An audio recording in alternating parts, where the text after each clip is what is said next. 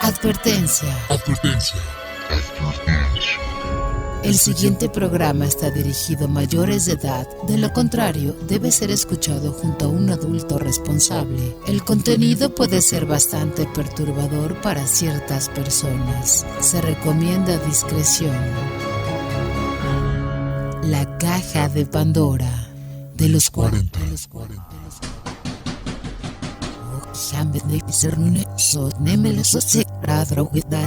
El mundo está lleno de misterios, terror, personajes sangrientos, momentos sobrenaturales, enigmas y todo el conocimiento paranormal.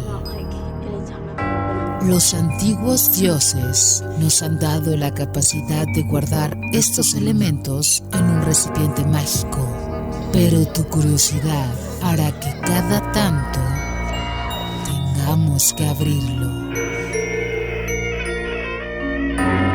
¿Te atreves a destapar este oscuro elemento junto a nosotros? Recemos. Se abre entonces la caja de Pandora de los 40.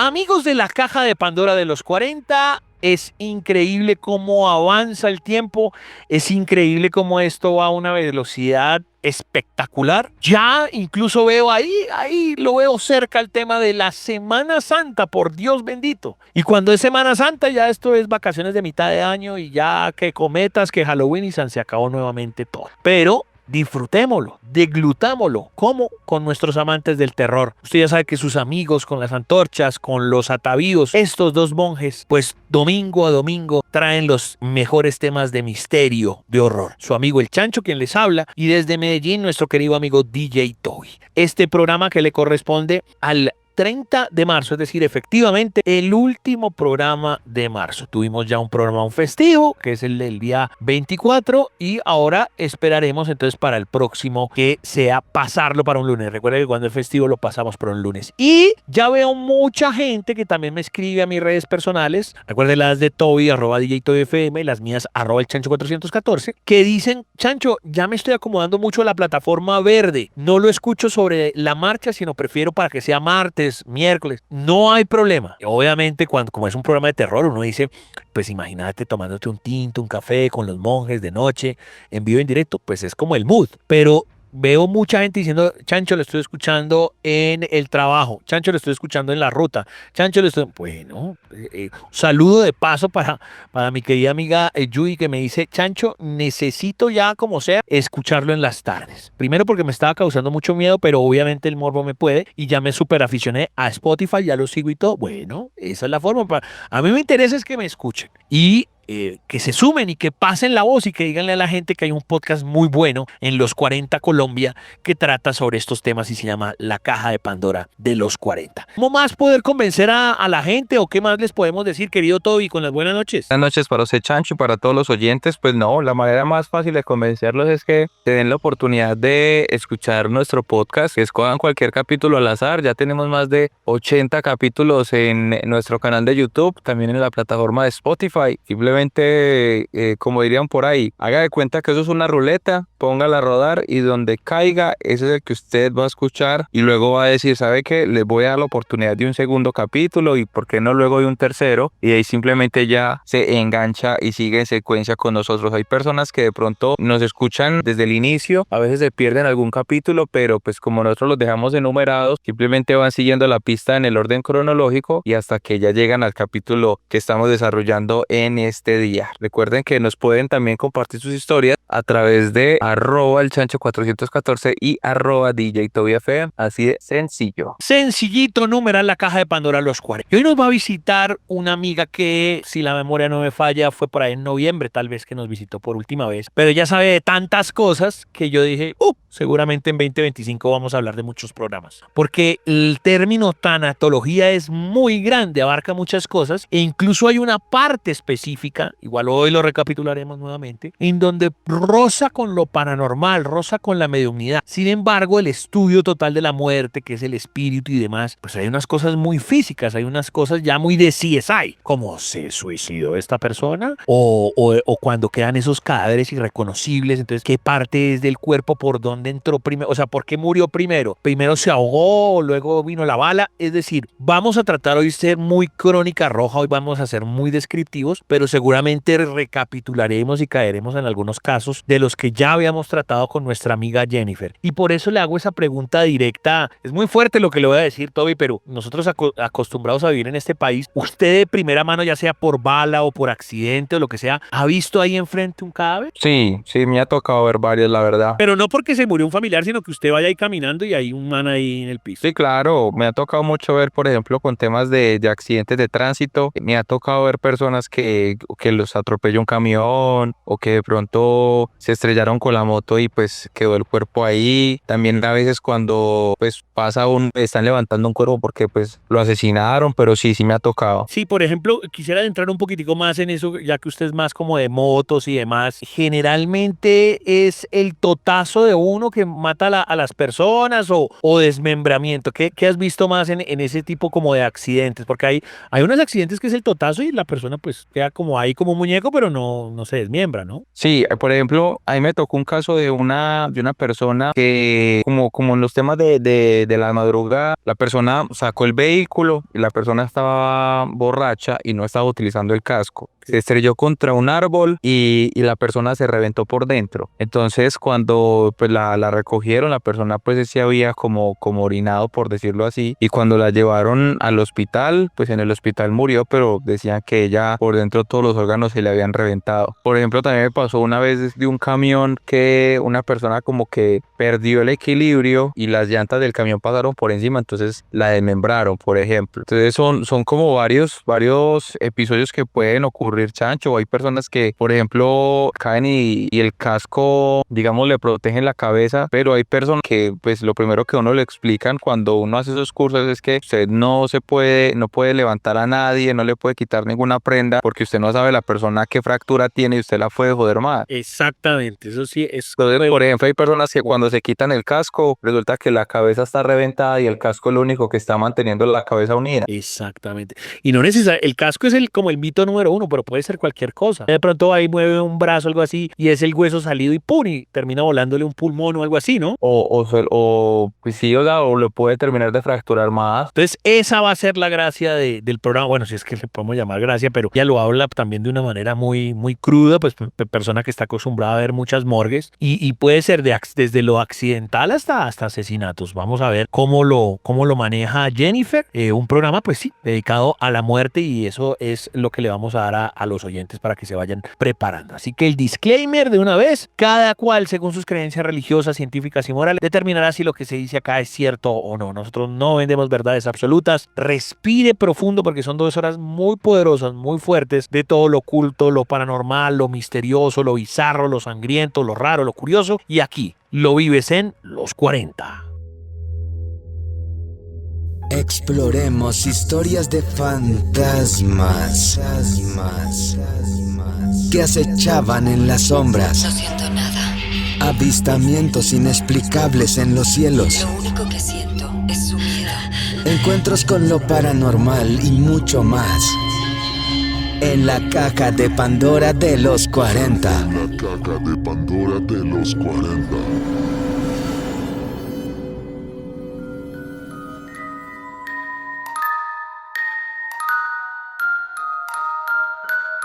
Continuamos en la caja de Pandora de los 40. Toby siempre se encarga de investigaciones, de reporterías, de muchas cosas relacionadas con la producción del programa, y esta vez nos ayuda con Alfredo Valí. ¿Alfredo Valí? ¿Será él, digamos, la persona en la que está inspirada alguna película importante? Vamos a verlo. Recuerden DJ Toby FM en todas sus redes sociales y Alfredo Ali en la caja de Pandora de los 40. Investigaciones y relatos es lo que tenemos para ustedes a través de la caja de Pandora con nuestros invitados, con el Voz Populi que hacemos en las calles, pero también tenemos entrevistas y ustedes también nos pueden aportar a través de nuestro numeral La Caja de Pandora. Pero en esta oportunidad hablemos de los asesinos y vamos a tocar el tema de alguien llamado Alfredo Balí, el asesino mexicano que inspiró el personaje de Hannibal Lecter. La gente decía que el diablo andaba suelto en Monterrey, la ciudad del norte de México. Ellos vivían una psicosis social a finales de 1959, luego del asesinato de varias personas en circunstancias horrendas. Un par de crímenes fueron los más sonados en esta urbe, que no estaba habituada, y las historias seguían creciendo muchísimo más. Primero se dio el asesinato de Jesús Castillo Rangel, un joven cuyo cuerpo fue desmembrado y enterrado en un consultorio médico de barrio Talleres. El hallazgo generaba enorme preocupación y el hecho de que unos días después se sabe que el autor material era un médico brillante, joven y que impactaba en toda la ciudad que estaba conmocionada. Después fueron masacrados 3 hermanos de una familia que el apellido era Pérez Villagómez. Ellos volvían de Texas de un viaje de compras y fueron atacados por un loco armado en una carretera cercana a la capital de Nuevo León. Para ese entonces, la ciudad tenía una psicosis muy grande porque estaban ocurriendo crímenes que nunca habían pasado. Tales casos de mucho impacto no estaban relacionados entre sí, pero inesperadamente se conjugaron para que este célebre escritor Thomas Harris, autor de El Silencio, una novela muy conocida en Latinoamérica y creada por unos villanos más icónicos de la literatura del cine. Y ahí nació la historia de Hannibal Lecter. El escritor se inspiró particularmente en un hombre que se llamaba Jesús Castillo, un médico mexicano que decían que era el autor de todo esto. Thomas Harris era un hombre periodista de 23 años, asentado en Waco, Texas, donde colaboraba con un diario local y con la revista Argosy. Para esta última publicación le pidieron que viajara a México para entrevistarse con alguien llamado Askew, un estadounidense oriundo de Texas que había sido detenido y sentenciado por el asesinato de los hermanos Pérez Villagómez en 1959 y que se decía podría ser un chivo expiatorio. Simons era un hombre con múltiples marcas en el rostro, entre ellas la de su labio leporino, así como otras cicatrices. Fue ingresado a prisión estatal de Topo Chico, esto en Nuevo León, donde fue condenado a muerte, una de las últimas penas capitales dictadas en México antes de su abolición. El convicto intentó en una ocasión escapar de prisión, pero su plan no resultó y recibió varios disparos por los guardias. No se desangró porque lo salvó un médico de la cárcel, que era muy hábil, explicó Harris en la edición número 25 del aniversario de la novela. En la cárcel, Harris cuenta cómo le presentaron un doctor de apellido Salazar, quien daba consulta en prisión. Era un hombre pequeño y ligero de cabello. Se paraba muy derecho y había cierta elegancia en él, describe el escritor citado en el libro. Por un rato habló con el médico sobre Simons y su perfil psicológico, teorizando que su aspecto físico probablemente lo hizo crecer como víctima de acoso y preguntaba si esto tendría que ver con su comportamiento. Ya antes de salir de prisión, Harry le preguntó al alcaide Topo Chico, quien era el inciso médico y que se llevó una gran sorpresa al escuchar que el médico era un asesino. Como cirujano pudo empaquetar a sus víctimas en una caja sorprendentemente pequeña, dijo el alcaide Harris, que era un médico loco, pero inteligente, y que permitía que éste atendiera a los prisioneros hasta que fuese algo muy extremo. En el texto Harris señala que Salazar no era su apellido, pero él no daba su nombre real para que lo dejaran en paz. Pasaron décadas hasta que en el 2013 el escritor revelara en una reedición su novela que aquel viaje a México y en especial el médico convicto de la prisión del Topo Chico había servido de inspiración para el personaje de Hannibal Lecter. El monstruo de las Talleres. Balí era un joven doctor casado que tenía un consultorio en barrio Talleres de Monterrey, y allí era una figura respetada principalmente por su vocación de atención a las personas sin acceso a los programas de salud. A los 28 años tuvo un altercado en su consultorio con Jesús Castillo Rangel, un joven de 20 años con quien presuntamente mantenía una relación sentimental. Con las investigaciones se supo que Balí suministró un sedante a Castillo y, estando vivo, usó de sus instrumentos quirúrgicos para desmembrarlo. Luego puso su cuerpo en una caja, pero no pudo cubrirlo bien, y esto pues hizo que el cuerpo fuera hallado en su consultorio. El periodista Diego Enrique Osorio explica que ayudó a Harris a investigar los asesinatos de 1959 antes de que el escritor estadounidense revelara la identidad del Dr. Salazar. Uno de los señalamientos que había en torno al caso de Balí era de un crimen pasional, de una relación homosexual que en aquellos años y en una ciudad tan conservadora como Monterrey era algo escandaloso. Entonces su llegada a la cárcel como el monstruo de la colonia de Talleres era algo que no tenía que ver con un tema de sexualidad, y menos sabrían cómo explicarlo. No pasó mucho desde el asesinato de Castillo para que Balí confesara el crimen y fue sentenciado a prisión en el Topo Chico, que entonces era una temida cárcel estatal y que alguien con un mínimo rumor de homosexualidad tendría una estadía difícil. Pero Balí no tuvo problemas y, por el contrario, allí fue un hombre respetado y se convirtió en el médico de la cárcel. Pero el escritor y periodista dice que los años que este médico estuvo en la cárcel mostró un personaje fascinante y contradictorio.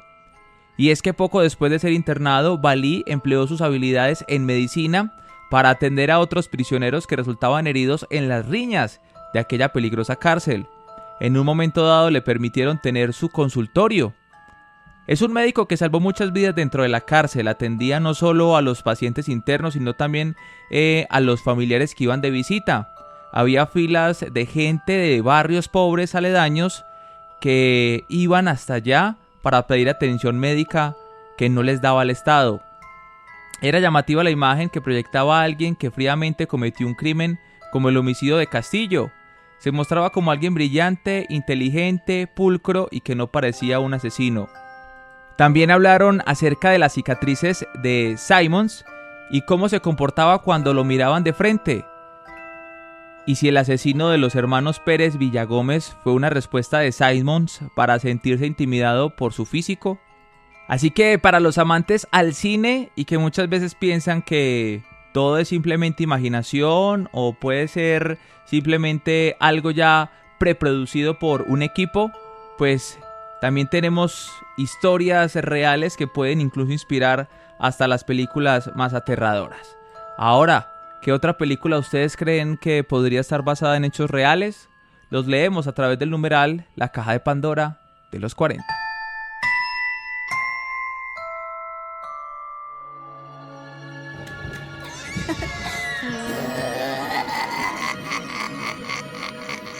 Los maestros de ceremonias de lo oculto y lo paranormal son el Chancho y Toby. En la Caja de Pandora de los 40.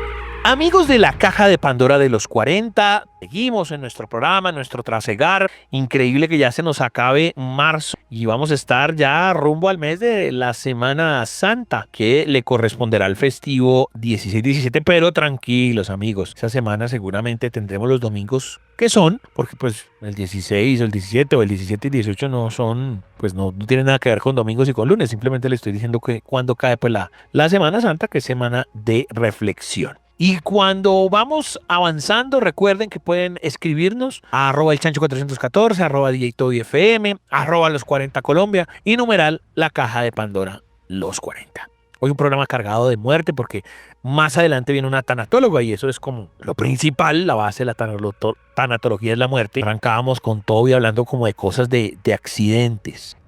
Pero Toby, ha pasado que usted se sueñe o que usted de pronto haya visto en televisión, voy a decir cualquier cosa, un man que de pronto abrió la puerta de un ascensor y entró un toro y lo mató, o no, o lo llama un tío y dice, no, es que su tanito se murió porque se cayó en la ducha y se murió. O sea, esas muertes que uno dice, pero hijo de pucha, o sea, ¿cómo esta persona se puede morir de esta forma? ¿Ha escuchado alguna de ese talante? ¿O ha visto alguna así? ¿O ha leído alguna que, no, el tipo estaba sentado en un parque y le cayó un coco y se murió? ¿Algo así? Bueno, ¿no? la verdad, la última referencia que usted hizo, sí, que fue lo que más me sorprendió, que una vez en televisión vi que en un noticiero reportaron que un señor en la costa estaba acostado en una hamaca y le cayó un coco en la cabeza y lo mató. Se murió el tipo del cocazo. Sí, o sea, del cocazo que cayó. Y yo en ese momentico entré en un debate con alguien que yo estaba charlando y yo decía, oiga, hay gente que sale a la calle a trabajar, a hacer sus cosas y bueno,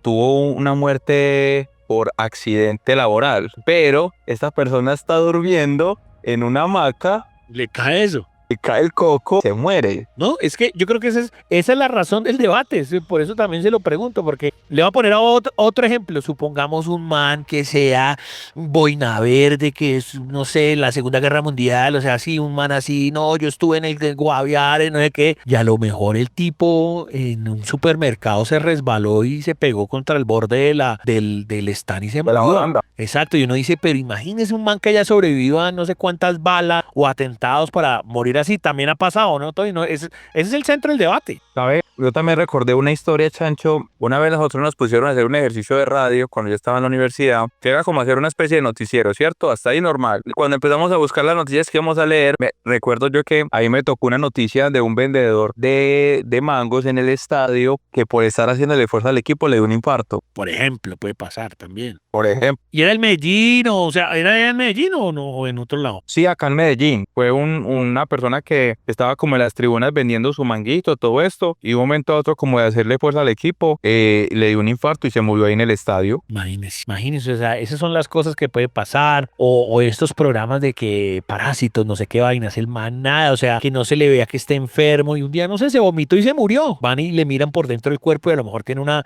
amiba de 40 kilos, cosas de ese estilo, o sea, esas muertes que uno dice, wow. Pues me encontré como 5 casos así como de ese estilo y se los voy a contar, querido Toy. Son muy corticos, pero tienen que ver con ese centro de ese debate que uno dice, no puede ser, la vida es un rato. Un señor que se llama Esquilo y la tortuga asesina. Esto sucedió en 455 antes de Cristo. Y Esquilo de pronto sí le suena a mucha gente porque algunos dicen que era filósofo y otros dicen que era más actor que filósofo, un dramaturgo griego. Y así fue como de verdad dicen, pues las escrituras en esa época, pues que celular ni que nada, pues lo que dicen literalmente los papiros, lo que dice literalmente el cemento tallado, dice la leyenda que un águila confundió su calva cabeza con una roca y dejó caer ahí una tortuga sobre él para romper su caparazón porque el águila se le iba a tragar. La tortuga impactó de tal manera su cráneo, de una manera tan precisa que lo mató al instante. Eso es una forma de morir, así como le estoy relatando, bastante loca. 1567, un señor que se llamaba Hans Stininger. Hans Stininger era un austriaco conocido por su barba de 1.4 metros de largo. Atención, 1.4 metros de largo. Pues resulta que murió al tropezarse con ella misma. Un día olvidó enrollarla. Al intentar huir de un incendio, pisó su propia barba, cayó por las escaleras y se rompió el cuello. Hay otro señor que se llama Clement Van Anningham. una demostración que salió muy mal en el año 1871 y resulta que Clement era un abogado estadounidense que defendía a un hombre acusado de asesinato y quería demostrar que la víctima se había disparado accidental. Para probar su punto, recreó la escena con un arma real y se disparó en el estómago por error, muriendo poco después. Irónicamente, el cliente por esa acción fue absuelto, o sea, lo salvó y él se murió. O bueno, lo salvó de la cárcel. Rechlet. Resulta que Frank Rechlet era un sastre inventor francés que quiso probar un propio diseño de un abrigo paracaídas. Él dijo, no, yo estoy inventando, era la época pues que los paracaídas, no sé qué, pues no son como los de ahora. Y él dice, no, lo que va a pasar es que usted puede tener el paracaídas dentro de su propio abrigo, no cargarlo por fuera. Pues ese señor se lanzó desde la Torre Eiffel y creyó que el tipo iba a flotar suavemente hasta el suelo, se arrojó confiado de su propio invento. El traje evidentemente no se abrió como el man pensaba, cayó en picada, murió al instante, quedó absolutamente destortillado. Y pues hay millones de casos, pero yo solamente estoy reseñando estos 5. Gary Hoy. Resulta que Gary Hoy era un abogado canadiense que intentaba impresionar a unos pasantes mostrando la resistencia de unas ventanas de su oficina y estas ventanas quedaban en un rascacielos de Toronto. Esto sucedió en 1993. El del paracaidista, por si me lo preguntan, pasó en 1912, por si quieren investigar. Para demostrar que eran irrompibles, este señor Gary Hoy se lanzó contra una de esas ventanas y efectivamente el vidrio no se rompió, pero se salió del marco, haciendo que este tipo cayera 24 pisos hacia su muerte. Cada una de estas muertes, pues, nos habla de esa famosa frase, ¿no? De la realidad supera la ficción. ¿Algún comentario, Toby, al respecto? No, la verdad esa sí me parece a mí como la más tesa, pues usted es confiado de que hay algo que no va a pasar porque usted supuestamente es el creador o está convencido de que es así y que luego termine pasándole algo. Eso es lo peor. Pues obviamente yo es por aquí hacer una reseña cortica y demás, pero esa de que habla del señor Franz Rechet, pues como son inventos, esa aparece dentro de una larga lista. Otro día podemos hacer esa larga lista, porque lo que tenemos son capítulos en la caja de Pandora, como de probando de que sí tenían razón en inventos, sobre todo de medios de transporte o de fórmulas, y terminan explotando o las personas terminan muriendo dentro de esos medios de transporte. Pues en un principio imagínense todos los pilotos que hubo sobre pilotaje precisamente, tanto de carros como de aviones, como de paracaídas, como de globos, como la gente diciendo frescos. Yo fui el primero en hacer el globo, venga a ver, yo me monto. Y en vez de poner una mico, una cabra, lo que sea, se ponían ellos mismos y morían. Había uno de una especie como de tren bala, que el tipo fue tan irresponsable de su elemento, se sabía que iba a colapsar totalmente, pero fue tan irresponsable que invitó a 15 personas. Los libros hablan de 15, otros hablan de más en esa comitiva. Los tipos terminaron totalmente destortillados por dentro, casi como, haga de cuenta, como una sopa de sangre por dentro cuando pusieron a correr eso a toda velocidad, obviamente sin ninguna de las cosas de seguridad que se necesitaban en la época. Bueno, ese es como queremos abrir este segmento de misterios con las muertes, pero ahora vamos a pasar a las historias. ¿Alguien en la costa, querido Toby? Sí, señor, desde Barranquilla la Bella se reportó un hombre llamado Jorge Paiva. Pues él nos dejó pues un título, pero pues yo al final también quiero que usted me dé su opinión de cuál cree usted que sería el título de la historia. Se dice Sangre a la lata. Eso, el man como que lo pone ahí tentativo y Sí, sí, como sí. que mándense con la historia a ver si les parece. Y obviamente pues los oyentes también nos pueden dejar a través de los comentarios qué creen que cómo se debería llamar la historia. Y dice, en las calles polvorientas de Barranquilla, cuando la brisa nocturna arrastraba ecos del pasado, comenzó a correr un rumor que los muertos volvían. Todo comenzó en el barrio antiguo, donde varios cuerpos de criminales ejecutados por la policía habían sido enterrados en un terreno baldío. Una noche, un borracho vio a uno de ellos, un asesino serial apodado el Degollador del Prado, caminando tambaleante bajo la luz tenue del farol. Su piel pálida estaba cercudada por cicatrices de una autopsia mal cerrada. Nadie le creyó hasta que empezaron a aparecer más testigos con la misma historia. Poco a poco la ciudad se llenó de miedo y en los mercados y la esquina la gente susurraba sobre figuras espectrales que caminaban por los callejones. Algunos decían que eran los asesinos ejecutados en la cárcel Modelo, devueltos por el diablo para terminar su obra sangrienta. Un joven que trabajaba en un depósito de chatarra juró haber visto un hombre de ojos vacíos, con las manos ensangrentadas, acechando entre los escombros. Al día siguiente encontraron el cuerpo del joven con la garganta rajada, igual que las víctimas del degollador. La policía intentó contener el pánico, pero cuando un taxista desapareció y luego fue hallado mutilado en el barrio El Bosque, la historia tomó otro giro.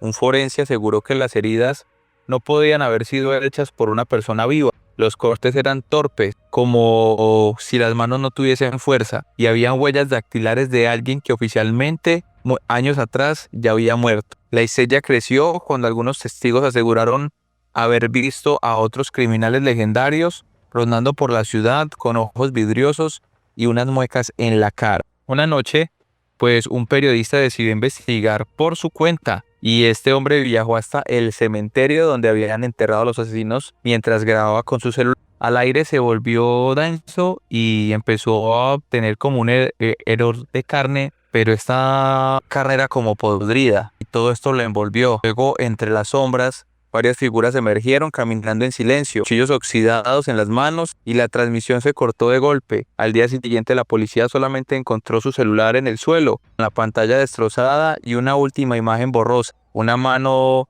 que estaba desencarnada extendiéndose hacia la cámara. Y desde entonces nadie se atreve a salir en la tarde por estas calles de Barranquilla por miedo a toparse con alguno de ellos que nunca encontraron descanso. Esta historia nos la envía nuevamente Jorge Paiva desde Barranquilla y dice: sangra la lata.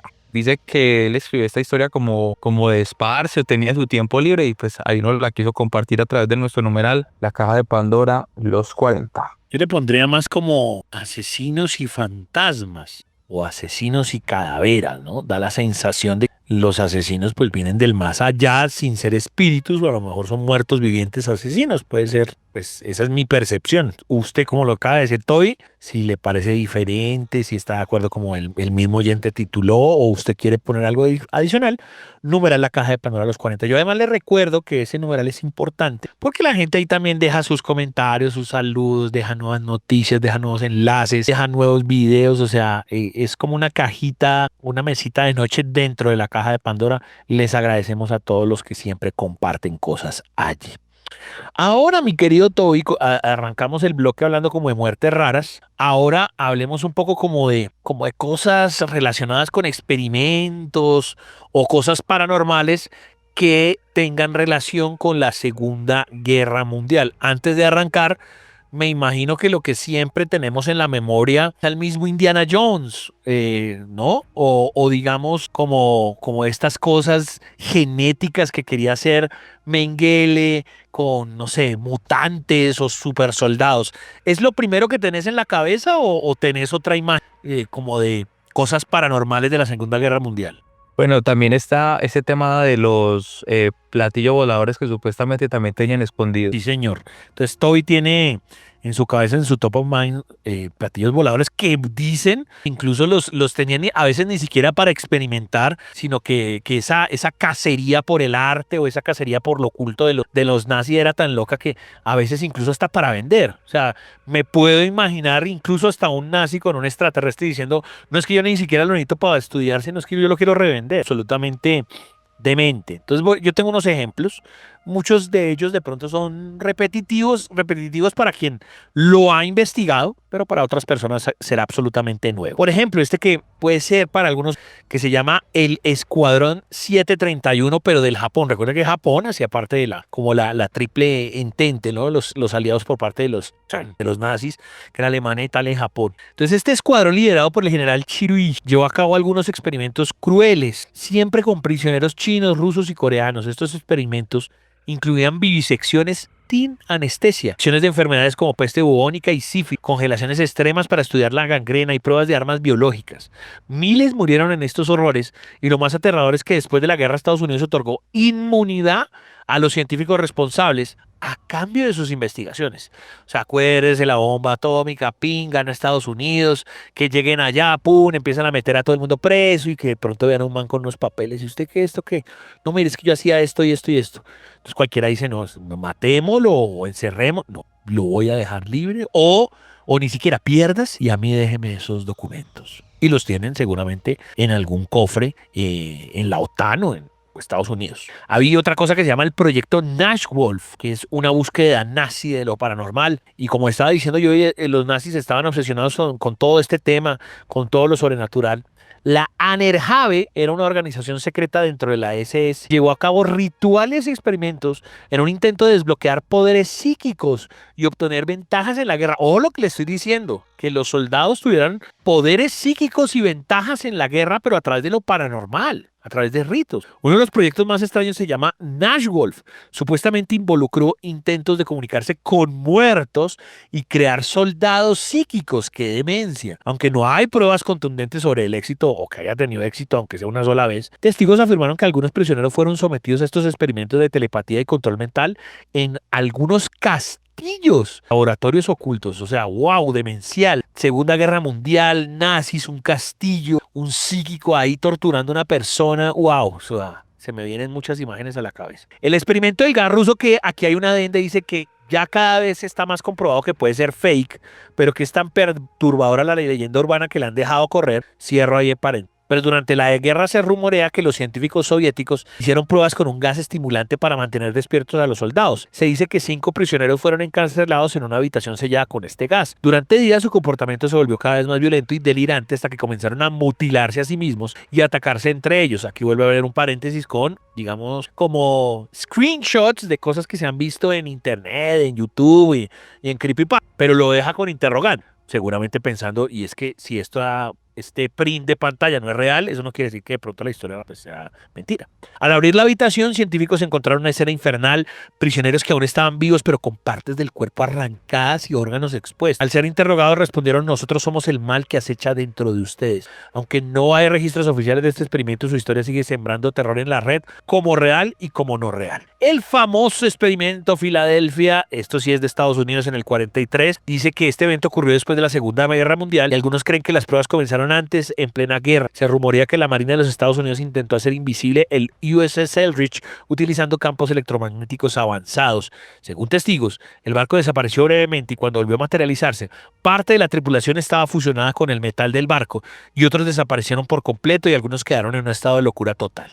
Aunque el gobierno niega que esto haya sucedido, la historia sigue siendo un misterio envuelto en teorías de conspiración. Estos casos muestran el lado más oscuro de la guerra. ¿Su opinión, Toby, de esto que le acabo de describir?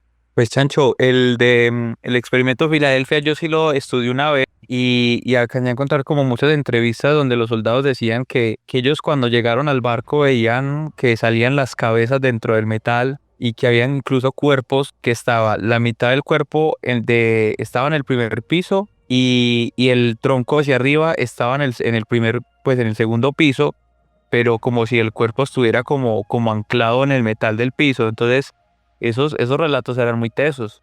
Como fusionados, ¿no? Sí, como si estuvieran fusionados el cuerpo con el metal. Hay una variación de esta historia y es que la mayoría es como dice Toby, ¿no? Que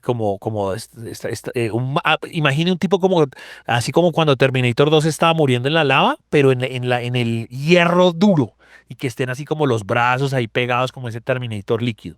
Pero hay una variación de la historia en la que cuentan que más adelante, esto sucedió en el 43, pero haga de cuenta, no sé, 51, 50, o sea, ya acaba la guerra, que la guerra se acaba en el 40, que haga de cuenta, no sé, Toby, se reúnen 3 veteranos de guerra en un bar y que aparezca un señor así medio Terminator y que el man les diga: yo soy del Filadelfia. Cuando van a buscar, que resulta que encuentran que el man sí es del barco, o por lo menos hay registros de que sea soldado, pero el man se les desaparece, como una especie de soldado fantasma. ¿Esa la había escuchado? Sí, esa también la había escuchado, la verdad. Entonces ahí, exacto, no está fusionada con nada, sino que el man pues murió a lo mejor ahí en ese experimento y se les aparece a otros veteranos o a otras personas en otros lados. Qué interesante, muchachos, qué interesante. Si ustedes conocen más de esto, si quieren aportar, recuerden, numeral La Caja de Pandora, los 40.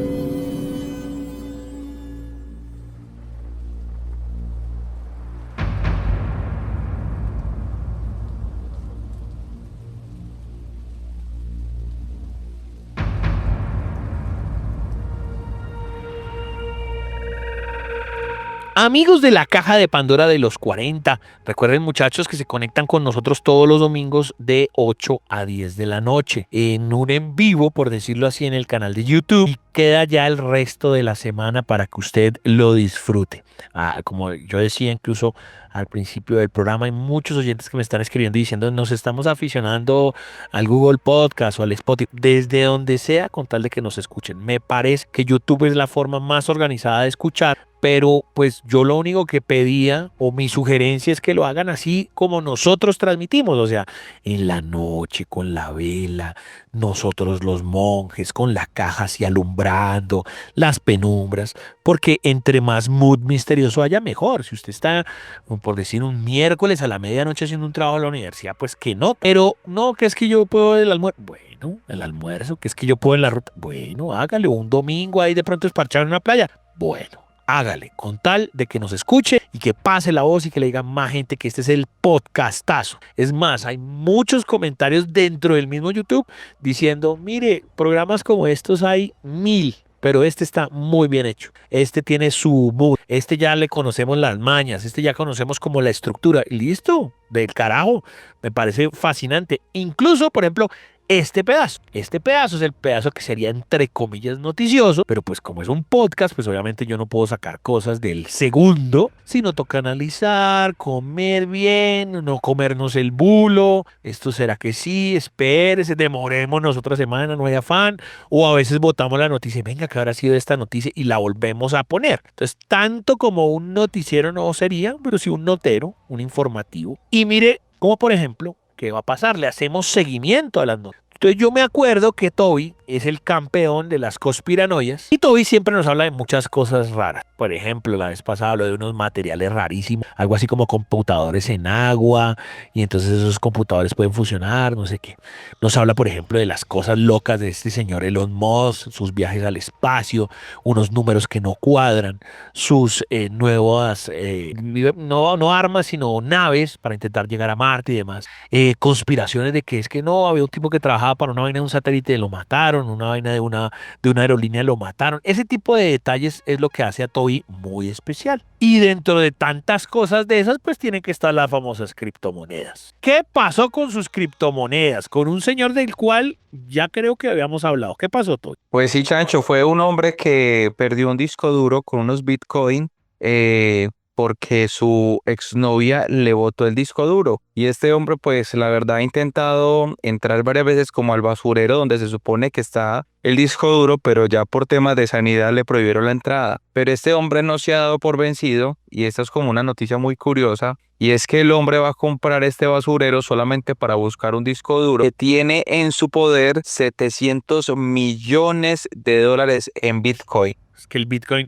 Bueno, el Bitcoin se puede pegar unas desculadas muy bravas, pero a veces un Bitcoin puede llegar al mismo $1.000.000, ¿no? O sea, y ha bajado, vuelve a subir uno, ¿no? Entonces imagínese todos los Bitcoins que tiene una fortuna. Pero entonces, ¿qué es lo que pasa? ¿Que de pronto el basurero está muy cochino o cuál es la vuelta? ¿O no tiene la grúa o qué? ¿Por qué se puede dañar el plan del man? Listo, pues este hombre se llama James Howells, es un residente de Gales que ha pasado más de una década obsesionado con pues este destino que es muy incierto, y es recuperar un disco duro que contiene la llave criptográfica que abre la puerta para una fortuna millonaria en Bitcoin. El valor de este dinero virtual a mediados del 2013 no representaba más que una curiosidad para los entusiastas de las criptomonedas, y hoy asciende a más de 700 millones de dólares, y el disco duro está enterrado en un vertedero local donde llegó por una confusión de su novia. Tras años de intentos fallidos para conseguir el permiso de excavar el sitio, Howells ha ideado una nueva y sorprendente estrategia, y es comprar el propio vertedero de basura. Porque el disco duro con millones de dólares llegó a la basura. Pues la historia de este malentendido comenzó en el 2013 cuando Howells, en una limpieza rutinaria de su hogar, desechó accidentalmente el disco duro en el que había almacenado una clave privada que era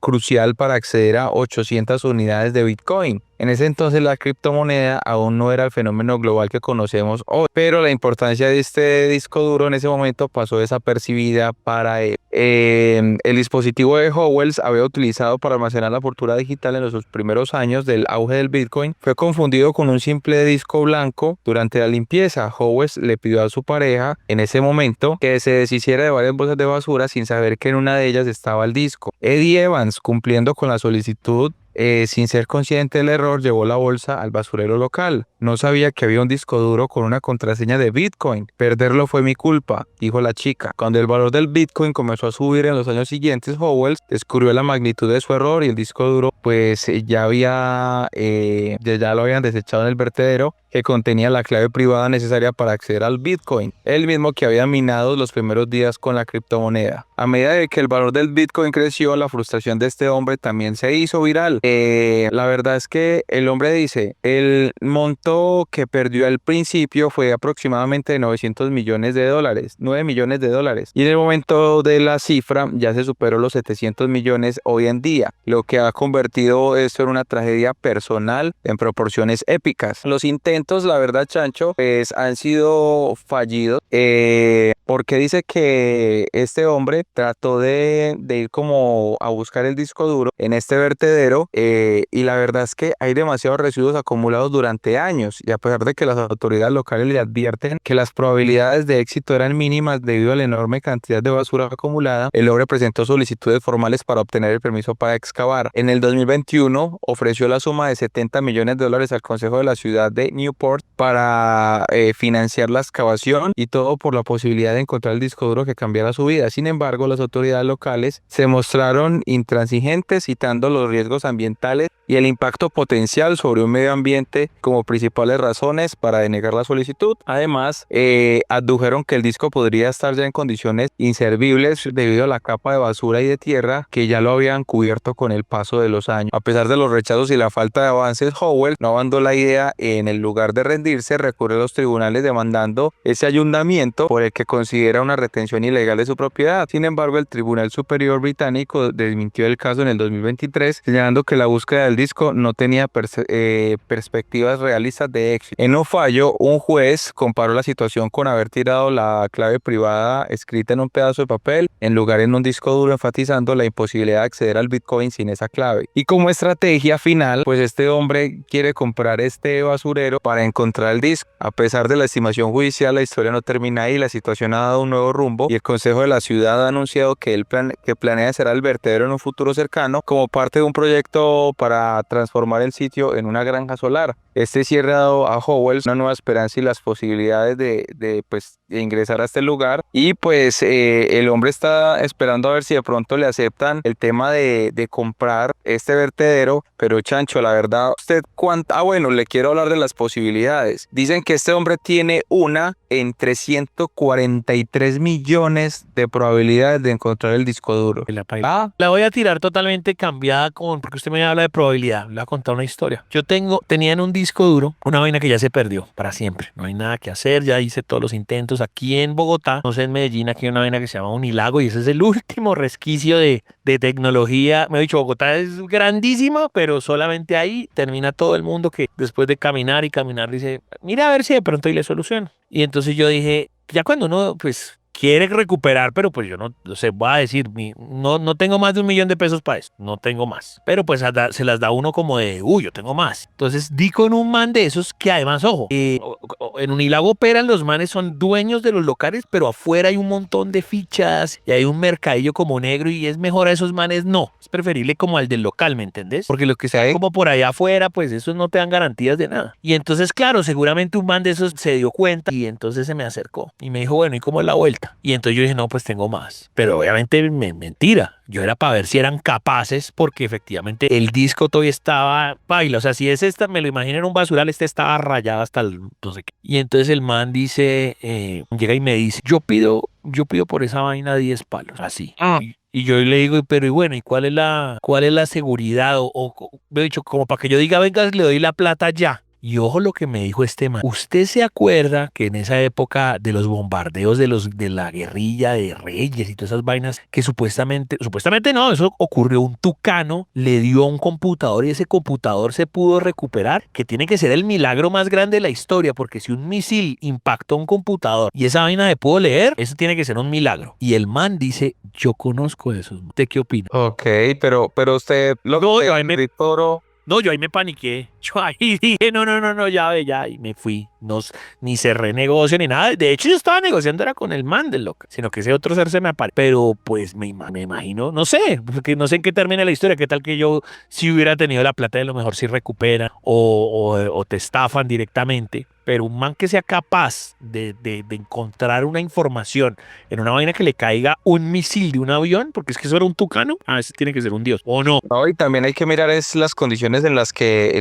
se dañó el computador, porque es que a veces los sistemas sí necesitan que algo quede funcionando para ellos poder sacar la información. Puede que todo lo físico se haya dañado, pero la parte esencial que ellos necesitan manipular si hubiese estado buena. Sí, y el man ese dentro de su pseudo explicación dice que ustedes lo ven en principio como lo rayado y todo, y por eso es que todo el mundo directamente dicen que es imposible, porque cuando pasan como que las primeras 3 o 4 capas de revisión dicen, eso ya no se pudo hacer nada, pero pues que son tan cerdos que con una sola foto pueden reconstruir toda como que la arquitectura del mismo CD, o sí, el mismo disco duro. Ay, no, yo ahí me paniqué, yo dije, más bien uno no sabe con quién se está metiendo por acá y mejor irse uno para su casa. Entonces me fui, pero así es lo mismo de lo que usted acaba de... Pero lo importante es que usted tenía los 10 millones. No, yo tuviera 10 millones, no estaba ya rogando por esa vaina.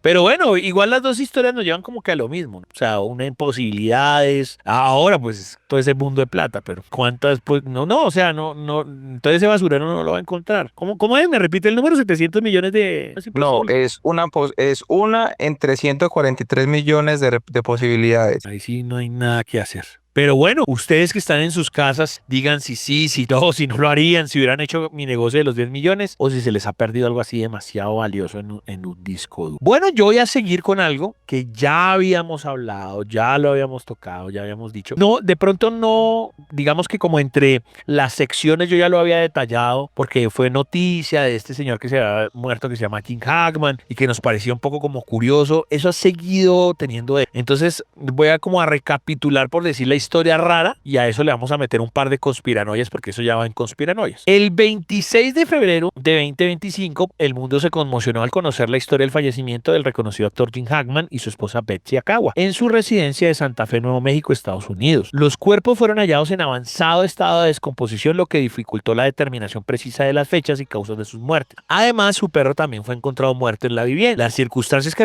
rodearon estos decesos resultaron muy inusuales y desconcertantes, porque según informes iniciales, Betsy Acagua había fallecido el 11 de febrero debido a algo llamado el hantavirus, que es una infección mortal transmitida por roedores. Sin embargo, el doctor Josiah Kidd, médico de Betsy, aseguró que ella le contactó el 12 de febrero para solicitar una cita, o sea, estaba viva cuando llamó al doctor, lo que contradice la fecha oficial de su muerte. Y por su parte, Jim Hackman, de 95 años y diagnosticado con Alzheimer avanzado, habría muerto alrededor del 18 de febrero por insuficiencia cardíaca. La revisión de los registros telefónicos reveló que Betsy realizó varias llamadas a un centro médico el 12 de febrero, lo que sugiere que estaba viva después de la fecha inicialmente reportada en su fallecimiento. Además, se descubrió una llamada perdida del mismo centro en su teléfono esa tarde. Estas discrepancias han generado nuevas especulaciones sobre la verdadera cronología de los eventos y las causas de sus muertes. Una teoría plausible es que Betsy pudo haber contraído el hantavirus y al sentirse mal buscó la asistencia médica el 12 de febrero. Su fallecimiento posterior habría dejado a Jim con Alzheimer avanzado, solo y desorientado,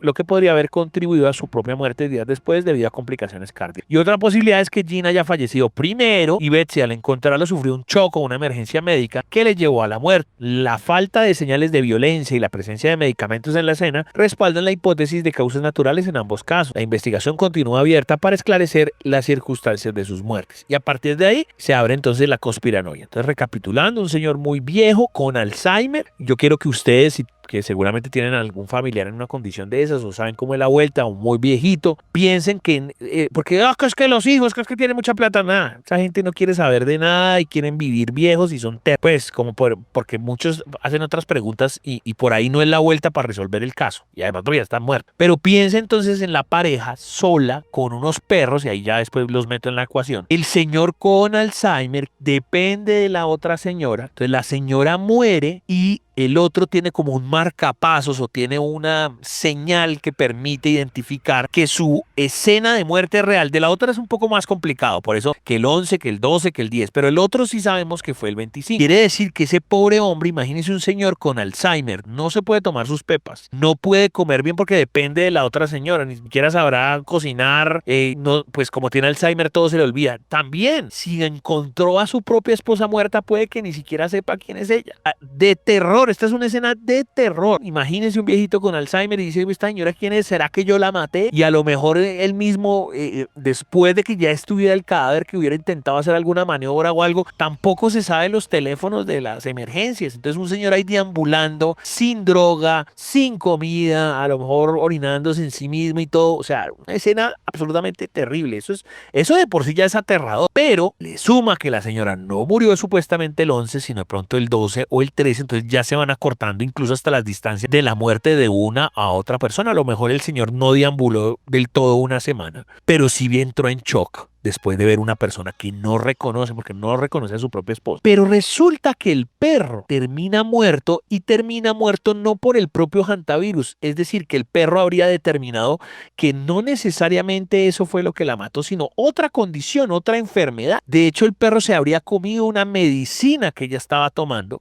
y eso de pronto no lo mató, pero pues de pronto lo complicó al perrito y el perrito también deambuló por ahí y aparece muerto. Pero aquí es donde aparece otra cosa súper interesante. No era un perro, eran varios perros y resulta que uno de esos perros no aparece en la escena del crimen, sino aparece en otro lado, encerrado, y como si él mismo se hubiera encerrado por gusto, o sea, como un bichito quedó allá afuera muerto, supongamos por las pastillas, y ahí es como que la cadena interminable. Entonces uno vio muerto al otro y el perro vio muerto a su propio amigo y se hubiera devuelto a ese lugar donde se sentía seguro, y ahí hubiera muerto de pena moral, porque ese otro perro no está envenenado y es como si él mismo se hubiera,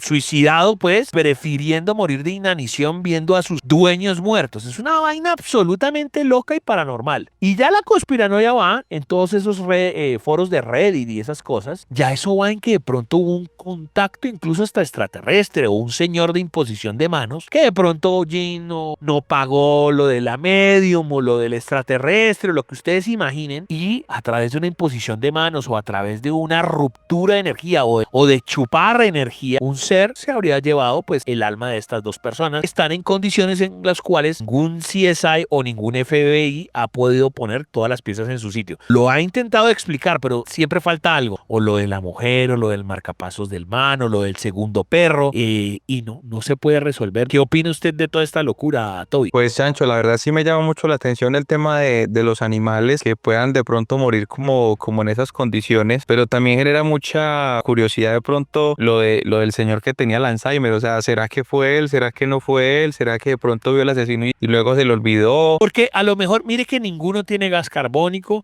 no hay signo de violencia, ni violación, ni semen, ni nada. Pero a lo mejor, acuérdese que él tiene Alzheimer. Entonces supongo, lo que usted acaba de decir, o sea, usted acaba de inventar una nueva teoría. Entró un asesino que les cae mal a los dos y sabe que el tipo tiene Alzheimer. Y de pronto le dice, perdón, Jean, yo tengo la cura para tu mujer. Deja que yo le meta esta pastilla. Y como el man ni sabe ni dónde está parado, deja. Y la mata. Le da alguna vaina o deja ahí y el otro queda ahí como un loco ahí deambulando y se va el asesino. Le da una vaina que no pueden detectar y que no es gas carbónico ni un veneno natural porque ya lo hubieran detectado en la sangre.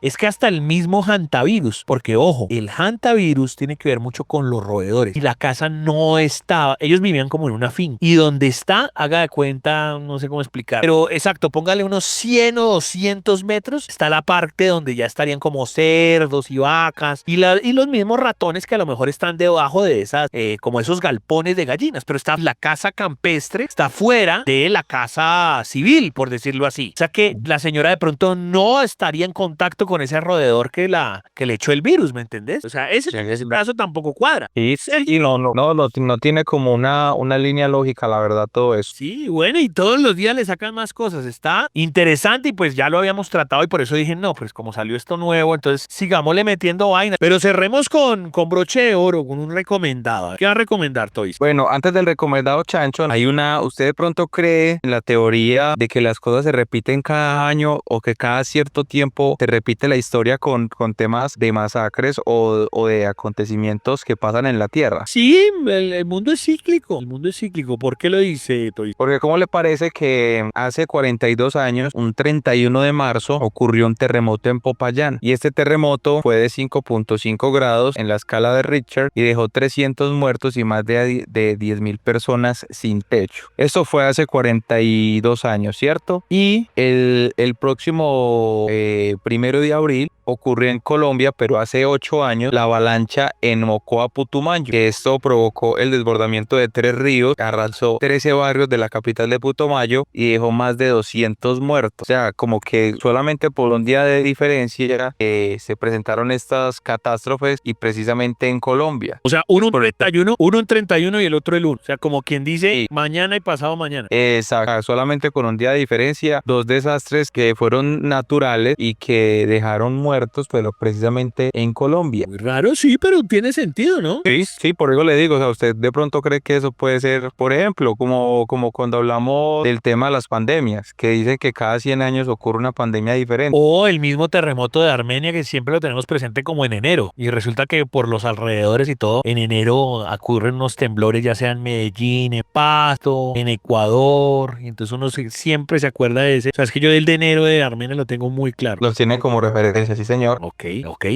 Ustedes también opinen si están de acuerdo con lo que dice Toby, con lo de los temas, digamos, cíclicos. ¿Y de recomendado? Bueno, y de recomendado les voy a hablar acerca de un documental de un hombre llamado Charles Manson, que tiene como muchas teorías conspirativas detrás de él. Incluso el asesinato de John F. Kennedy sale como en esta teoría. Pero pues este documental invita a los espectadores a cuestionar los roles de los actores conocidos y las instituciones poderosas en las cuales se explora este hombre, ¿cierto? Y la verdad, chancho, es que este documental se lanzó en el mes de marzo, ¿cierto? Esto está basado en un libro que salió en el 2019 que se llama Chaos, Charles Manson, donde se ve involucrada la CIA, la historia secreta de los 70, también de Tom O'Neill, y pues esto analiza los motivos ocultos que pudieron haber conducido a los infames asesinatos de Morris, conocido por su perspicacia investigativa y cautivadora narrativa. Aporta también una perspectiva fresca en lo que muestra la historia de los estadounidenses con entrevistas cautivadoras, impactantes, y también muestran algunas imágenes de archivo y la música del mismísimo Charles Manson. Dijo Morris, que es la persona encargada, Manson actuaba libremente, o él o la persona que controlaba a los demás era alguien controlándolos a ellos a través de Manson.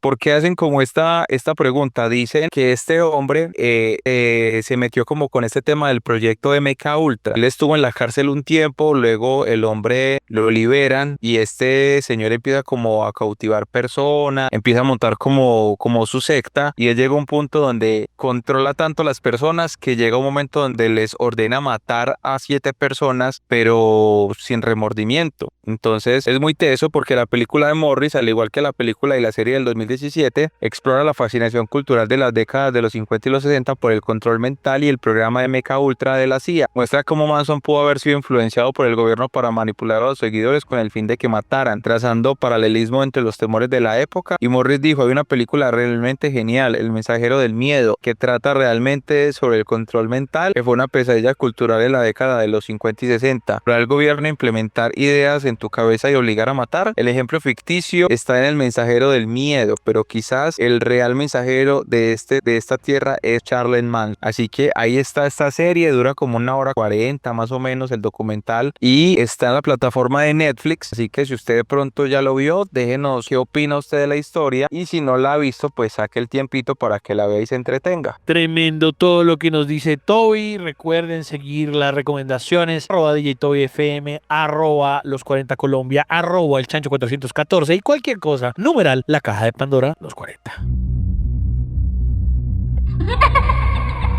Las brujas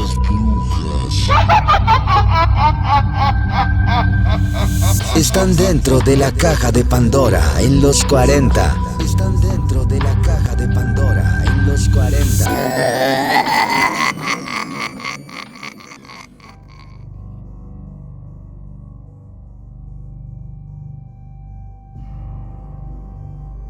Más de nuestra productora en Medellín, de nuestra host en Medellín junto a DJ Toby, que es Karencita. Síganla en Instagram como Karencita J, una morenita muy bonita, muy inteligente y le encantan todos los temas paranormales. Esta vez, recuerda que allá se dividen, ¿no? Hacen reportería, lo que se llama Voz Populi, más la investigación. Y esta vez nos habla Karen de el señor Mengele, uno de los tipos más atroces de la humanidad, y lo que él hizo también fueron unas completas atrocidades, cosas bien grotescas. De hecho, el solo hecho de mencionar su nombre ya da terror. ¿Quieres saber cómo terminó? ¿Qué pasó con él? ¿Qué hizo? Porque de pronto esta es la primera vez que alguien escucha sobre este tipo, este criminal de la Segunda Guerra Mundial. Entonces ya mismo Karencita J, aquí en la Caja de Pandora de los 40. Hola Chanchito y muchísimas gracias por invitarme una vez más a la Caja de Pandora y le mando un saludo muy especial a todas las personas que nos están escuchando en esta noche. Hoy les quiero hablar sobre Joseph Mengele, un médico nazi que hacía experimentos inhumanos con los prisioneros del campo de concentración de Auschwitz en 1943. A este hombre se le conocía como el ángel de la muerte y se le recuerda por su presencia en la rampa de la selección de Auschwitz. Este hombre siempre estaba presente cuando llegaba un tren con nuevos prisioneros a este campo de concentración y siempre esperaba a que todos descendieran para poder escogerlos de una forma precisa y ágil para poder experimentar con ellos. Justificaba sus experimentos en la teoría racial nazi y también hacía una gran variedad de experimentos en judíos, romaníes, niños, gemelos y personas con anomalías físicas o mentales. Pero, ¿quién era Joseph Mengele y por qué se convirtió en este sanguinario médico en Auschwitz?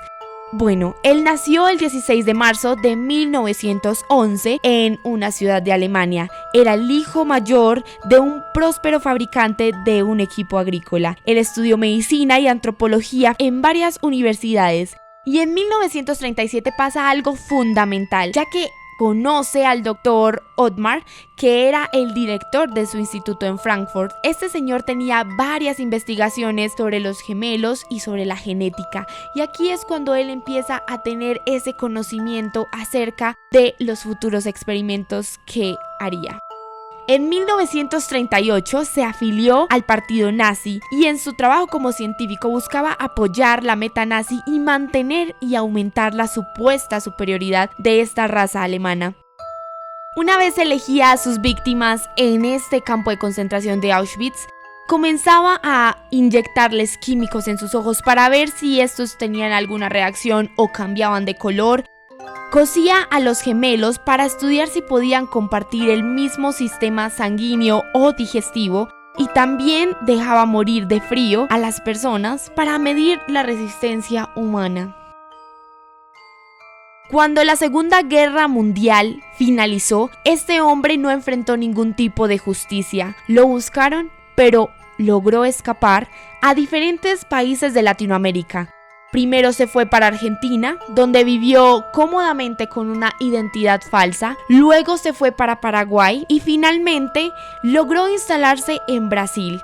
Dicen que él oficialmente estuvo muchísimo tiempo y hasta su muerte en este país, ya que hay un pueblo al sur de Brasil que tiene un gran misterio, ya que la mayoría de sus habitantes son gemelos.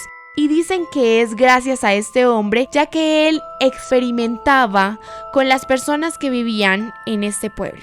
En 1979, en una playa de Brasil, este hombre entra al mar y de repente siente un dolor muy intenso en su cabeza y se desploma en el agua. Fue allí cuando murió Joseph Mengele por un derrame cerebral, sin ningún tipo de juicio ni castigo. Solo su historia que quedó para recordarnos todos los horrores que les causó a todos estos judíos y romaníes. Y esta es toda la historia de este fin de semana. Muchísimas gracias por escucharnos en la Caja de Pandora. También recuerden escribirnos para saber si les gustó o si sabían quién era este doctor tan sanguinario del campo de concentración de Auschwitz. Recuerden que yo soy @KarencitaJ, así me encuentran en Instagram, y nos escuchamos en una próxima ocasión. Las posesiones. Las posesiones.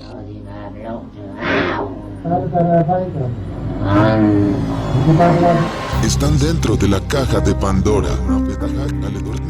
En los 40, Nera Oxone.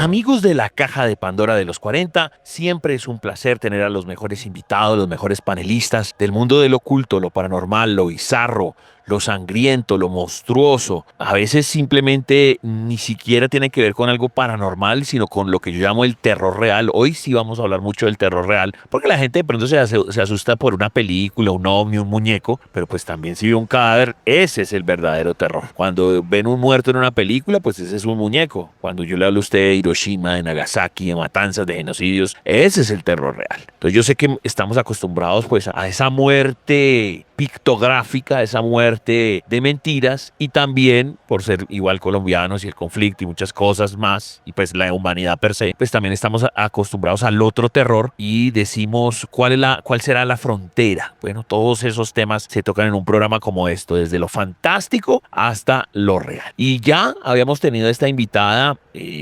que el año pasado pues yo creo que rompió esquemas con el tema de la tanatología, pero sin embargo, para los que son oyentes nuevos y de pronto no lo escucharon el año pasado, pues estoy con Jennifer, la tanatóloga. Querida Jennifer, buenas noches, bienvenida a la Caja de Pandora. ¿Y tú cómo defines eso? Tú eres tanatóloga, ¿qué es eso para la gente que no sabe? Gracias, señor. Buenas noches para ti, buenas noches para todo el elenco, buenas noches para todos los oyentes. Bueno, la tanatología, en mi rango que me acopla como tanatóloga, es una ciencia que se deriva de la medicina forense, en el cual somos las personas encargadas y profesionales en preservar física, química y estéticamente un cuerpo después de fallecer. Ok. Y obviamente, pues por tu misma expertise, porque ya lo acaba de decir, es el cadáver per se, pues hay unos temas ahí relacionados, ¿no? Está el tema de pronto de las auras, de los muertos, de las almas, de esa investigación tipo CSI, todos esos temas, bueno, del mismo también acompañamiento de las personas pues que quedan depresivas y dicen yo me quiero matar porque se murió mi esposo, o me enteré de la peor manera cómo se murió esta persona. Todos esos temas colindantes tú también los manejas un poco, ¿no? Claro que sí, Chanchito, sí, señor. A lo largo de mi trayectoria llevo más de 20 años ya en esta profesión. Digamos que aparte de la preparación educativa que tenemos, la experiencia que nos da el día a día y la experiencia que podemos adquirir estando en presencia con nuestros cuerpos, nuestros pacientes día a día, aprendemos a sacar muchísimas otros temas, muchísimas otras conclusiones respecto a lo que es solamente tener un cuerpo sin vida en una mesa. Exacto. Y lo que vamos a vivir es tremendo, porque digamos que en el capítulo pasado simplemente fue como una introducción, obviamente hablamos de muchas cosas, hablamos de espiritualidad, pero como hice yo en la presentación, hoy vamos a estar bien gore. Gore, para los que no saben, es como esa línea del cine que es demasiado mostrona, por decir así. Esa yo creo que es la mejor palabra, por ser demasiado descarnada. Porque a veces ustedes de pronto, si cuando eran chiquitos dijeron, oiga, qué chévere ser médico, y ustedes de pronto se pinchaban la punta del dedo y les salía sangre y se desmayaban, entonces usted no servía para ser médico. Y pues obviamente cuando hablamos de un tanatólogo, una persona que prepara un cadáver, pues tiene que tener esa alma, permítame decirlo, Jennifer, obviamente con todo respeto, como un carnicero, pues, porque usted tiene que estar de frente con el cadáver y no se puede permitir a emociones o tiene que estar concentrado en lo que está haciendo. Entonces, por eso hoy quiero hacer este capítulo un poquito más descarnado, más gore, porque la primera pregunta que le voy a hacer a Jennifer es, ¿cuál puede haber sido el cadáver más descompuesto, la cosa más difícil que ha llegado a ti? Porque a lo mejor pues no llega efectivamente completo, a lo mejor llega un torso, o a lo mejor llega completamente partido por la mitad. ¿Qué puede haber sido lo más impresionante de esta labor tuya? Bueno, como te decía, a lo largo de esta trayectoria, la verdad que son muchísimas cosas, muchos casos los que uno tiene que ver. Siempre he resultado impactado con diversos casos, pero bueno, tengo en particular varios. En este momento recuerdo uno que hace muchos años tuve la oportunidad de hacer la necropsia médico-legal. Era una persona, lo que nosotros cotidianamente llamamos una persona, un enanito, una persona muy bajita de talla, la cual había sido violentada con aproximadamente, si no estoy mal, más o menos 17 machetazos tenía en su cuerpo. Entonces pues ya te podrás imaginar una persona con este tipo de lesiones y una persona tan pequeñita, digamos como la estatura de un niño. La verdad que fue una experiencia bastante fuerte y bastante compleja debido a precisamente ese tipo de lesiones que se tuvieron que hacer. Y pues digamos que adherido a la tanatopraxia, nosotros tenemos que tener una preparación profesional como disceptores, lo que nos hace también parte de muchos procesos periciales legales forenses. En este momento, pues que yo te cuento esta experiencia, laboraba y lo hacía era de manera pericial. Entonces fue una experiencia bastante fuerte. Y de ahí para allá, bueno, pues en funerarias sí,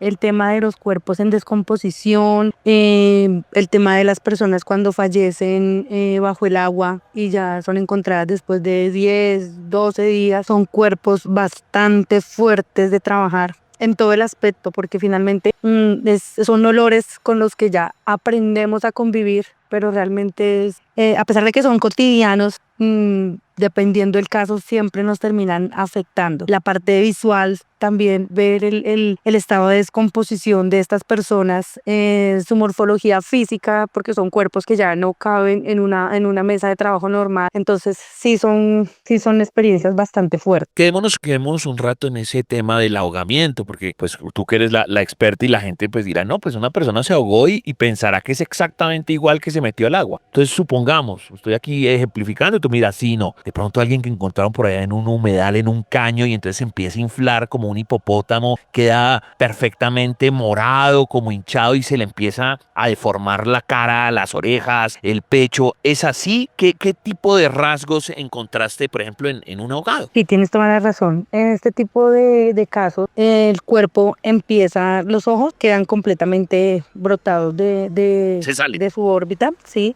La lengua también queda por fuera, ya precisamente por la misma sumersión del cuerpo, se llena de tanta agua que todos los órganos empiezan a flotar, entre ellos la lengua empieza a buscar por dónde salir y pues obviamente pues su parte, su orificio de salida va a ser la boca. Entonces la lengua queda por fuera de la boca. Cuando son los hombres, entonces sus órganos genitales quedan en un tamaño bastante grande. El cuerpo, sí, lo que tú dices, tiene descomposiciones, tiene partes en donde son moradas, verdes. La primera capa de la piel, que es la dermis, empieza a desprenderse de la segunda capa de la piel, que nosotros pues conocemos como el cuerito de la piel, por decirlo así. Entonces toda la primera capa se desprende de la piel, digamos que posterior a unos 6-7 días, y también teniendo en caso mucho el tema climático, si digamos un cuerpo así, tú le coges un dedito de los pies, más que todo, te vas a quedar con ese dedito en la mano. Hago también esta pregunta, que también es un poco como CSI, porque a través del manejo de que ellos le dan, no sé, descubren al asesino o se puede determinar qué fue exactamente lo que pasó. Entonces supongamos que el asesino le mete un tiro a la persona, a lo mejor ni siquiera con un arma muy poderosa, entonces no se ve precisamente súper grande el orificio, pero la persona queda ahogada, como diciendo, nadie me va a coger porque el que revise esto va a decir, el tipo se ahogó. ¿Has tenido un caso de esos o sabes de un caso de esos en el que, mire, no se habían dado cuenta y de pronto el tiro se lo metieron de pronto detrás de la nuca y un tiro muy pequeño y la gente pensaba que estaba ahogado y realmente su causa original de muerte es un disparo? ¿Sabes ese tipo de cosas? Sí, claro, sí, señor. Sí, de hecho, pues igual en lo que se hace la preparación de la necropsia médico-forense es un examen clínico muy detallado que se le hace a este cuerpo. Es un examen que se hace junto con un médico patólogo y pues la persona, el disector técnico que está a su cargo del caso, y se hace una extenuante y una muy detallada visualización de todas las partes del cuerpo, precisamente aún con más detalle, porque se necesita conseguir cuál fue la causa y cuál fue la lesión que le pudo haber causado la muerte a esta persona. Ok, o sea, en este caso, supongamos que, así como decíamos, está súper inflado, entonces, ¿qué crees que te echas? ¿3 horas? ¿4? ¿5? ¿6? Porque, claro, como quedó súper gordo el cadáver y estamos buscando un disparo, ¿es ese tiempo que se demoraría o más? Sí, normalmente va de 2 horas en adelante. Digamos que una necropsia médico-legal normal aproximadamente dura 2 horas. Entonces, cuando ya son casos así especiales como este caso que estamos teniendo aquí en cuenta, sí, más o menos podemos ir entre 4 y 5 horas, pues porque toca ser muy detallado en todo el estudio del cuerpo. Se hace una disección tanto de la cabeza como del tórax, y si el médico lo ordena se hace una Minnesota, que es la técnica que se usa para poder hacer la necropsia en la parte posterior del cuerpo. Ok. Recuerden, muchachos, pueden opinar con el numeral La Caja de Pandora los 40, y para el que llega apenas en sintonía, igual pues ustedes saben que esto es un podcast, lo pueden escuchar cuantas veces quieran, pero para que digan, bueno, estoy perdido, estamos nuevamente con Jennifer, quien ya habíamos tenido la oportunidad de hablar con ella el año pasado, pero hoy este capítulo es como, yo lo he bautizado como gore, pues, o sea, como totalmente descarnado en los cadáveres y en las formas de muerte que ella encuentra. Devolvámonos al caso de esta persona de talla baja, porque exacto, como ustedes están mirando qué pasa, tú me dices que recibió muchos machetazos, pero entonces puede pasar, y qué pena poner el ejemplo, pero no se me ocurre nada más, como Terminator, que bala, puño, patadas, pero el man no muere. Entonces, es decir, ¿se puede determinar que al primer machetazo muere, o uno de ahí en la autopsia dice, no, el man duró vivo un tiempo y fue solamente el machetazo 10 el que lo mató? ¿Algo así?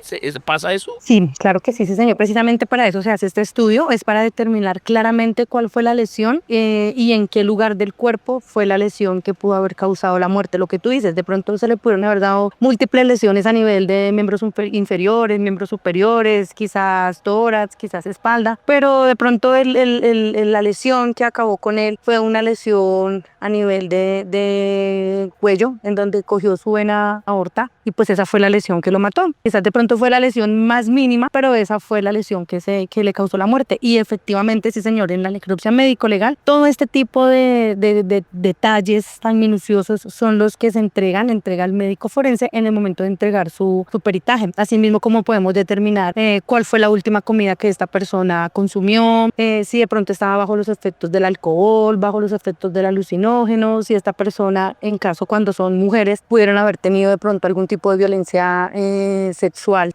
antes, post-mortem o ante-mortem. Todo este tipo de detalles minuciosos son muy importantes en el momento de una investigación, y todo esto se puede determinar en el momento del estudio físico del cuerpo. Terrible, qué tristeza. Usted que me está escuchando en este momento en horas de la noche, si es que lo está haciendo de noche, porque piense nuevamente este caso que estamos tratando de esta persona de talla baja. Ella acaba de decir, puede haber sido ese machetazo en la aorta, puede ser en una vena, pero entonces la persona, mientras le llegó ese machetazo, calcule el nivel de tortura, el nivel de estrés, el nivel de desesperación y de sufrimiento antes de que llegue definitivamente lo que acaba con su vida. Entonces, ese tipo de cosas también son muy difíciles de manejar. ¿Todo eso, estos detalles, es necesario contárselos a la familia, o simplemente no, un machetazo lo mató, o si les piden toda esta exactitud de detalle los familiares? Bueno, pues este tipo de documentos legales solamente son entregados por orden de un fiscal, el cual este peritaje se entrega, como te lo digo, detalladamente y con fotos a la fiscalía que está haciendo la investigación de este caso. Digamos que ya la familia ya queda como en manos del fiscal y él le entrega esta información a la familia. Por lo general, la persona que es conocedora de estos detalles es el abogado que está pues con la familia, el abogado defensor, pero digamos que como tal a detalles pues es muy fuerte entregar esta información a la familia. De hecho, como te digo, no se está autorizado a hacer eso, solamente el fiscal queda a su consideración y por lo general lo hace es al abogado defensor o a los investigadores que tengan el caso. Sí, porque igual puede que la persona diga, bueno, la familia diga, no, le dieron, en este caso como estamos hablando, 17, 20 lesiones con arma cortopunzante. Pero fíjate que de pronto la persona no murió de eso. La persona al momento de caer se pudo haber pegado en la nuca con alguna piedra, con algún andén y esa fue la lesión que lo mató. Fuerte. Los temas, por ejemplo, de explosiones, quedan, me imagino, los intestinos por fuera o los cráneos explotados. Ustedes me imagino que tienen que rearmar el cadáver en la sala. O sea, ustedes, bueno, se llevan el cadáver como la gran parte, pues. Pero de pronto por ahí al lado, ahí se veía otro pedazo. ¿Todo eso se lo llevan o trabajan sin piezas que no necesitan? ¿Cómo sería eso? Bueno, en cuanto a la necropsia médico-legal, nosotros trabajamos basados en lo que la fiscalía nos entregue como pruebas y como evidencias. Lo que ellos lleven, lo que ellos alcanzan a recolectar de ese cuerpo, a eso es lo que se le va a practicar la necropsia, ¿sí? Digamos, si llega un brazo aparte, si llega su cráneo aparte, si llega una pierna aparte, a cada parte que ellos nos entreguen hay que hacerle la necropsia correspondiente. Digamos que lo que tú dices, bueno, ya el tema de reconstrucción ya le corresponde, ya estamos en el otro plano cuando hablamos del tema de funeraria. El tanatólogo es la única persona que considera si esta persona es apta para poderla dejar ver a su familia o en su tiempo de que esté en su velación, o si por el contrario uno dice no, definitivamente esta persona está imposible hacer una reconstrucción, está imposible armar las partes, digamos, por lo menos de su cuerpo, de su cara, y no la podemos dejar ver. Entonces sí, digamos que son dos facetas muy diferentes. Digamos que lo que es la parte pericial se hace la necropsia, lo que te digo, las partes que se encuentren, ellos asimismo rotulan, embalan esta evidencia que es el cuerpo y ya la hacen entrega a la fiscalía y ya le corresponde la otra parte tanatoestética a la funeraria. Puede pasar, por ejemplo, que de pronto incluso hasta el cadáver de pronto no esté tan mal, pero qué sé yo, perdió las piezas dentales y y resulta que sin las piezas dentales y sin esa mano no podemos saber si de pronto el man es el asesino, porque tiene un tatuaje especial o efectivamente tenía un diente de diamante y no lo podemos identificar. ¿Ha pasado eso? Como que, pucha, no sabemos, aunque no está tan mal el cadáver, pero hasta que no encontremos la mano no nos podemos cerciorar, algo así, ¿puede pasar? Pues mira, ahorita ya afortunadamente la ciencia y la tecnología ha avanzado tanto que tenemos muchísimas formas y muchísimas, de pronto, armas con que basarnos para poder hacer este tipo de cotejos de ADN. Entonces, eso no es un impedimento. Ok. ¿Has estado de pronto en un lugar de asesinato o de tragedia demasiado fuerte? Pongo ejemplos, una explosión o la caída de un avión, que dicen que esa es de las peores escenas porque ahí sí literalmente todo queda picadillo. ¿Has estado en esas situaciones o no? Recuerdo una en particular.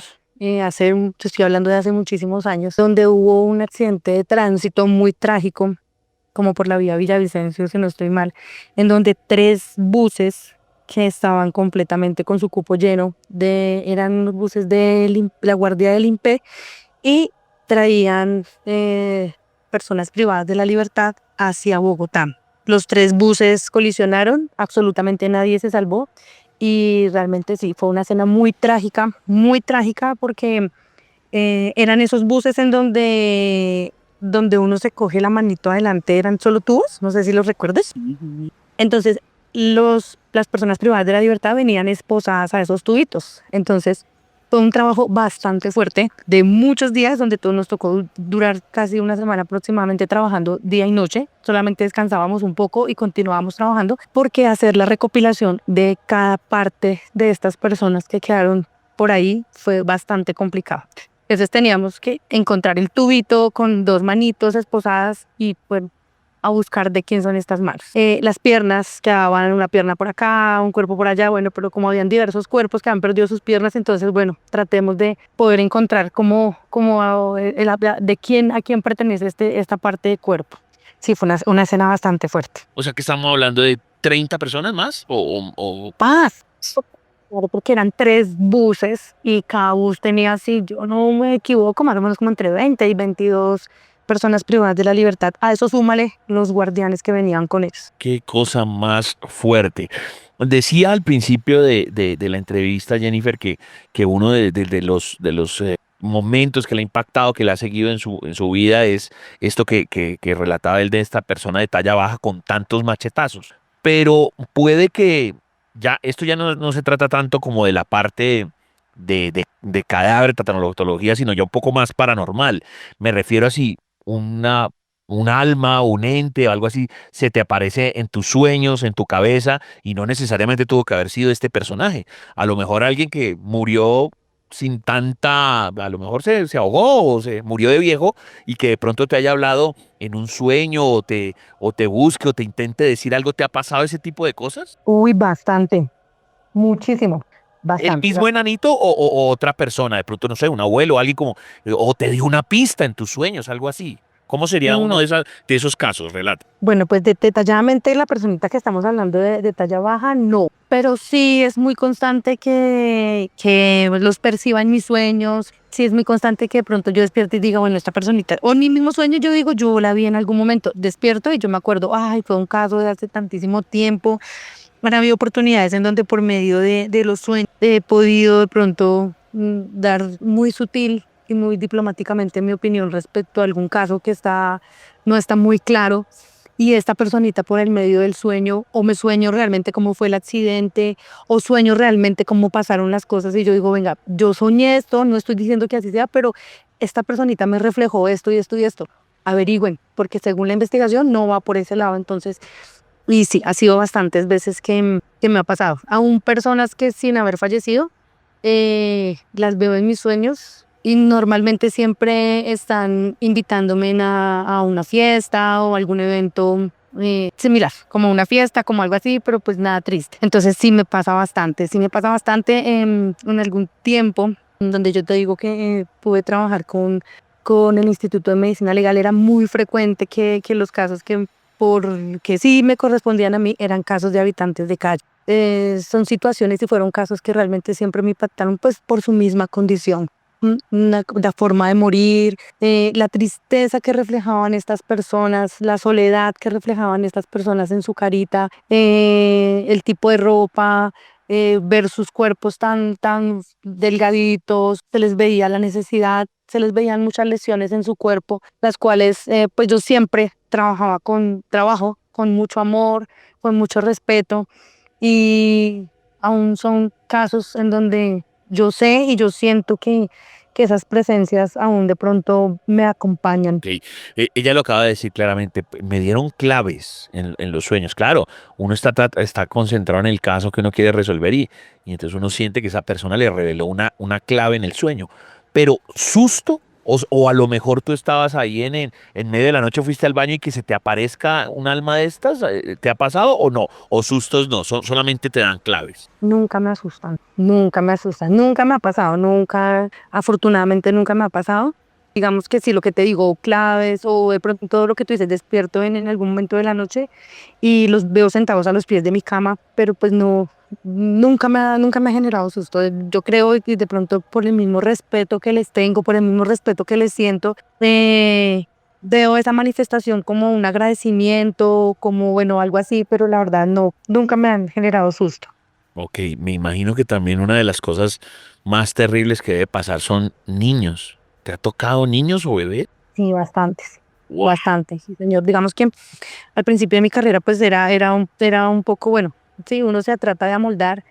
Ya digamos con el paso del tiempo, cuando ya Dios me dio la oportunidad de tener mis hijos, pues se convierte en una situación muchísimo más fuerte, porque siempre uno va a mentalizarse, la mamá siempre va a sacar a flote como ese instinto maternal y va a hacer mucho más fuerte esa situación. Digamos ya en tema de funeraria, cuando llegan las mamitas les entrega su pañal, les entregan sus patincitos, lo que uno sabe que digamos le pone a sus bebés, y pues tener que yo estar en la posición de vestir estos bebés de esa forma y después de haber dejado a mis niños vestidos o después de llegar a vestirlos, sí, es bastante complicado. Eso sí, siempre fue bastante complejo. Y claro, porque tú estás es pensando en mamá, pero en bebés también o solamente niños así de grandecitos o bebés también ha pasado. Sí, bebés también, digamos, neonatos, digamos que mueren durante el parto o mueren unas horitas después del parto, o bebés que mueren a los 3, 4, 5, 6 meses. Sí, digamos que en esta trayectoria he podido, y Dios me ha dado la oportunidad de poder percibir todo tipo de situaciones. Ok. Otro de los casos, los famosísimos, digamos como John Doe's o sí, o Anónimo, o ¿qué pasa ya cuando definitivamente, bueno, resuelvan o no resuelvan el caso, listo, el tipo se murió porque le metieron un palazo en la cabeza, lo que sea, pero no aparece ningún familiar ni nada. ¿Ahí qué se hace? ¿Se entierran en una fosa común o con el número NN o qué se hace con esa persona que nunca nadie reclamó? Bueno, muy anteriormente, digamos que se esperaba más o menos como unos 3 meses, si esta persona no llegaba nadie a identificarla o nadie a reclamarla, sí era enterrada en lo que llamábamos una fosa común, en donde quedaban de diferentes cuerpos en un solo lugar y pues con su presunta identificación, porque pues nunca se le daba la identificación real hasta que no tuviéramos pues la certeza de quién era.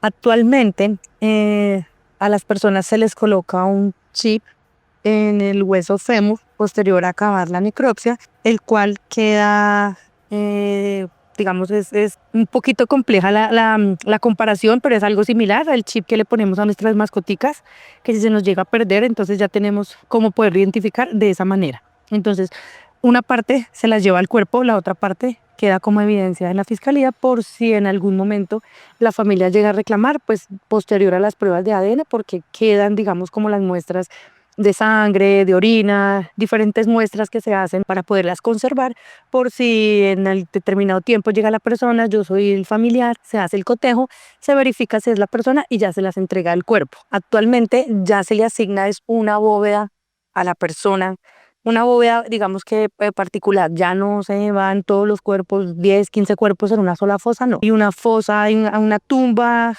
destinada para cada persona, el cual se identifica como, bueno, NN o cuerpo no identificado o presuntamente Juan Pérez. Presuntamente.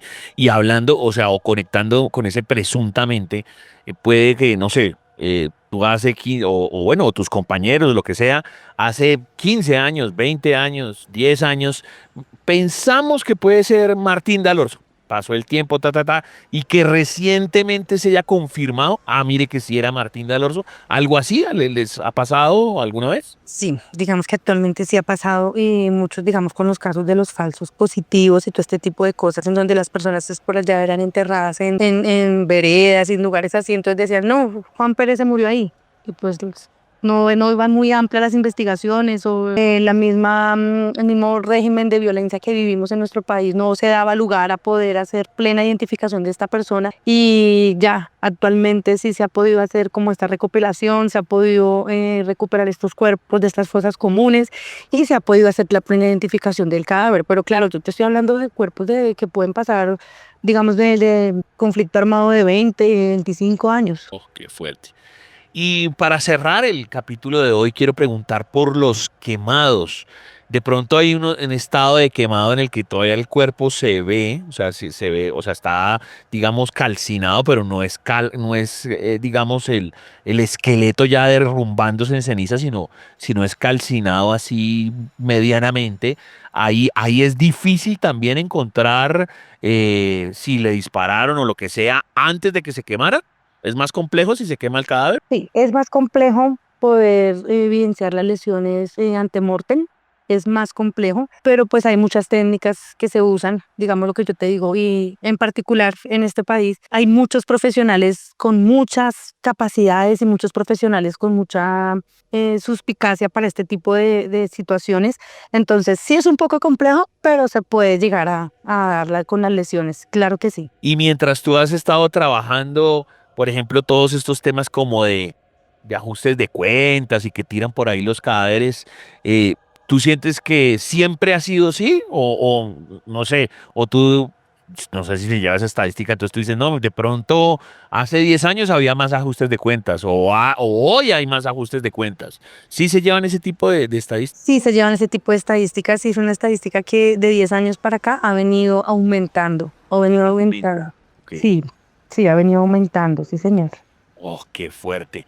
No, yo creo que estamos todos de una pieza, porque pues efectivamente queríamos volver a hablar con Jennifer, porque tiene un conocimiento muy vasto y como ustedes se acaban de dar cuenta, podemos hablar de 100.000 cosas, porque el capítulo pasado era más como introducción para que supieran que era tan la autología, un poco más espiritual. Este sí estuvo bastante fuerte. Cerremos con un caso así, Jennifer, algún cuerpo bien difícil, bien complejo, que recientemente hayas tenido que tratar y que juepucha, te sacó canas porque no sabías qué hacer. Bueno, voy a traer a colisión un tema de un feminicidio, el cual sí, su caso estaba bastante loco, por decirlo así. No habían muchas pruebas, no habían muchas piezas. En este momento, para este caso yo laboré en una funeraria. Este caso lo vi fue en una funeraria. Ya había pasado obviamente por su respectiva necropsia médico-legal, la cual pues le habían dictaminado su tipo de muerte, su causa de muerte. Ella había sido lesionada con arma blanca, pero pues realmente digamos que las lesiones no eran como pertinentes para que le hubieran causado la muerte. Entonces digamos que me causó bastante impacto en todo sentido. O sea, ver una mujer tan joven, tan bonita, porque era una mujer muy bonita, tanto tipo de lesión, poder identificar en su rostro tanto dolor, tanta tristeza. Estaba dejando en esta tierra 3 hijitos, de entre ellos un bebé de 3 meses que era el menor que tenía. Durante el proceso en que yo estaba haciendo, ya había acabado toda la preparación química del cuerpo. No había ningún motivo por el cual ella siguiera botando, digamos, fluidos corporales. Estaba completamente determinado mi trabajo y de un momento a otro empecé a ver lágrimas en su cuerpo, en sus ojitos, perdón. Empezó a brotar lágrimas por sus ojitos. Percibí la presencia espiritual de esta mujer. Te confieso que es una de las preparaciones que me ha causado llanto. Y yo te estoy hablando de no hace mucho tiempo, entonces pues ya llevaba mucho tiempo en este trabajo. Pero lloré por todo lo que te digo, o sea, por todo lo que vi, por toda su trascendencia, por todo lo que había pasado, aún peor porque no había el responsable, no se conocía el responsable de esta situación. En un momento determinado yo sentí la presencia de ella detrás mío. En estos laboratorios es un lugar donde son supremamente limpios, muy meticulosos con esa parte. Entonces en las baldosas que quedaban frente a mí alcancé a reflejar la sombra de ella. Ya en ese momento paré mi trabajo, mi proceso que estaba haciendo, cogí su carita, empecé a masajearla, empecé a consentirla, empecé a hablarle y de un momento a otro no sentí voces, porque no te voy a decir que nadie me habló ni nada por el estilo, solamente mirándole detalladamente a ella como caía esa lágrima de sus ojitos, pude identificar qué había pasado con ella o quién había sido. Digamos que ya, pues, ya se sabía que pues, las lesiones la habían matado, pero ya pude percibir quién había sido esta persona que causó sus lesiones. Efectivamente fue su pareja sentimental, la cual fue la que más lloraba, la cual era la persona que estaba sufriendo más por la muerte de ella. Y efectivamente, como te digo, a lo largo de toda esta trayectoria uno aprende muchas cosas, muchos trucos, en el cual en ese momento, teniendo yo el cuerpo ahí de ella, oré mucho y hice algo que nosotros conocemos espiritualmente para poder dar con la persona que causó esta lesión a ella. Y efectivamente, en esa misma noche que ella pasó a su sala de velación, esta persona confesó en medio de toda su familia que él había sido la persona que le había causado la muerte a ella. Tremendo cierre el que tuvimos hoy con Jennifer, la tanatóloga. Te abrazo, obviamente, porque sé que es difícil siempre recordar estas cosas. Y pues bueno, te agradezco por haber participado en la Caja de Pandora. Obviamente estás invitada para nuevas oportunidades, porque como les digo, este tema es muy amplio. Se pueden hacer historias solo de funerarias, de familiares, de, bueno, tantas cosas, vida después de la muerte, se pueden hablar de 1000 cosas. Pues no sé, Jennifer, si quieres dejar pues tus redes sociales o algún teléfono o algo para que te sigan, y pues muchas gracias por participar en la Caja de Pandora. No, gracias a ti por invitarme, por tenerme en cuenta, gracias a ti por tener en cuenta mis conocimientos, por hacer estos programas tan bonitos Es un tema que está con mucho tabú aún. Y pues si realmente la gente supiera lo lindo que es estar involucrados en la muerte, le darían el verdadero valor. Bueno, sí, mis redes son en TikTok y en Instagram. Me encuentran como tanatóloga, _Jennifer. Tanatóloga ya. Y mi número de contacto y de WhatsApp es 302-263-3190. ¿Lo repetimos, por favor? 302-263-3190. Gracias a Jennifer. Hablamos de la tanatología, de la muerte, de los cadáveres aquí en la caja de Pandora de los 40.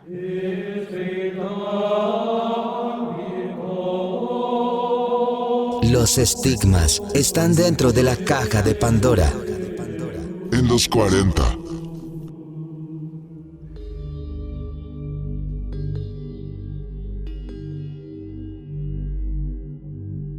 Continuamos en la caja de Pandora de los 40, el epílogo del programa. Saludos para todos los que mandan sus links, sus fotos, sus videos, sus GIFs, todo eso nos sirve. Las noticias, obviamente, para complementar nuestro programa. Síganlo haciendo, numeral la caja de Pandora los 40, @ el chancho 414, @ los 40 Colombia, @ DJ Toby FM, todas nuestras redes para usted. También el gran Al-Bahad Mamad, el gran Beltrán, el gran Ackerman, el gran Spitia, el gran Alejandro Vargas, nuestra amiga Judy, Yadira, Alexandra, la zarigüeya geológica, Carmen, me escribió también por ahí desde Villavicencio, Lucía, Gloria, Anderson, en fin, todas las personas que siempre se conectan con nosotros, gracias a todos. Momento de el cine, esto es más como de drama, de suspenso, pero tiene toda la razón Rorro al momento de hacer el intro, porque va a hablar de la serie Adolescence. Ya van a ver cómo es el intro. @RodriCastro78, @RodriCastro78, aquí en la caja de Pandora de los 40. Amigos de los 40 que hasta ahora están escuchando Caja de Pandora. Mi nombre es Rodrigo Castro y esta vez voy a hablarles de una serie. Normalmente hablo de películas de terror, pero esta vez voy a hablarles de una serie que para mí es terrorífica. ¿Qué es más terrorífico que un joven de 13 años? Yo creo que nada. Un colegio lleno de adolescentes puede ser peor que una prisión, peor que el purgatorio, peor que el mismo infierno. Esto es lo que sentí al ver Adolescence. Esta serie de Netflix es un drama británico de Jack Thorne y Stephen Cragram, dirigida por Bill Barantini, que se acaba de estrenar y está causando revuelo a nivel mundial. Y la premisa es de un chico de 13 años que es arrestado por asesinar a una compañera de clase. Y obviamente lo llamativo es que cada capítulo es rodado en plano secuencia. Para los que no saben, plano secuencia es la cámara detrás de los actores todo el tiempo sin ningún corte, o sea que no hay edición. Como quien dice, si algún actor la embarra, si algún perro ladra, si algo se cae, toca empezar desde cero. Es como una especie de teatro pero en televisión, lo cual es interesante y puede funcionar, sobre todo en el primer episodio donde se siente la tensión de la cárcel juvenil, pero yo creo que ya con el primer episodio de plano secuencia hubiera sido suficiente. En los otros sobra, bueno, pronto en el tercer no, porque solo es una escena de este niño satánico con la psicóloga, de resto no. ¿Qué me gustó? Pues bueno, que toca un tema muy actual de los padres que dejan a los niños solos todo el día y los niños se ponen a ver redes sociales, se ponen a escribirse entre ellos y el bullying tan espantoso que hay entre ellos en los colegios. Todo este terror que se desarrolla en los colegios hoy en día, donde estos niños no respetan a los adultos, no respetan a los padres, no respetan a los profesores, no respetan absolutamente nada. Y pues este niño misógeno un día le da porque no se sintió bien con lo que le dijo la niña, la apuñala y la mata. Y en los 4 capítulos podemos ver este niño como quiere con su carita angelical convencer a los papás y a la policía que él no fue, y el sufrimiento de los padres, el sufrimiento de la psicóloga, y ver cómo los detectives que llevan el caso pues tratan de descifrar cómo fue que este niño hizo o no hizo el crimen. Entonces esta serie ya está en la plataforma Netflix, pues de todas maneras se lo recomiendo, ya todo el mundo habla de ella y es una serie, como les dije, de 4 capítulos, 4 episodios, entonces la pueden ver.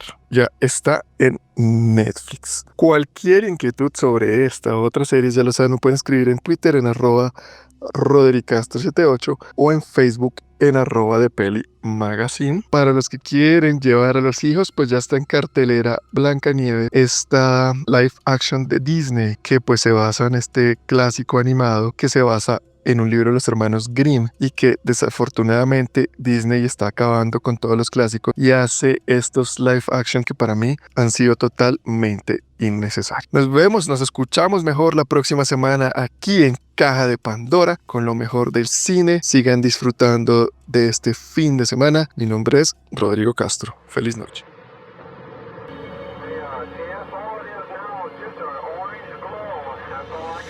Los ovnis están dentro de la caja de Pandora. En los 40.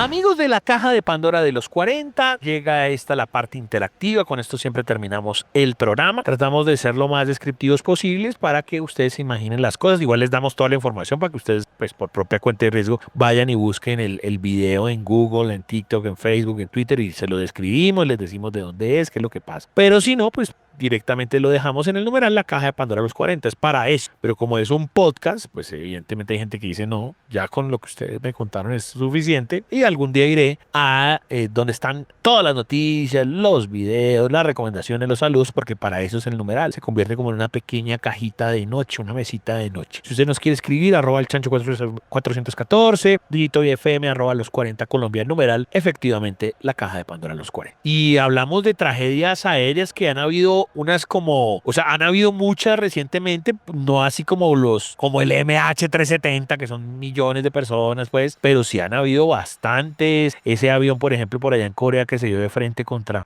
una pared, otros por allá en Asia y otros de avionetas más chiquitas y hubo uno como en febrero. ¿Qué fue lo que pasó, Toby? Pues Chancho, la verdad es que no sé qué es lo que está pasando, ¿cierto? Pero lo que pasa es que en este 2025 han ocurrido muchos accidentes de aviones, ¿cierto? Yo diría que ya han pasado más de 10 en este año y hay uno que ocurrió pues como en febrero, ocurrió en Filadelfia y resulta pues según por lo que veo yo en el video es como que un hombre que está haciendo como una batalla en TikTok o está haciendo un live en una plataforma y está hablando como con una niña y cuando ellos dos están interactuando pues la cámara empieza a temblar del chico y suena como un estruendo y la chica dice como que ¿qué pasó? Él dice como que cayó algo, como que no sé, una explosión. Cuando el chico sale y mira las calles están totalmente destruidas y hay unos incendios porque pues se supone que cayó un avión en este lugar y la chica le empieza a decir como váyase de ahí que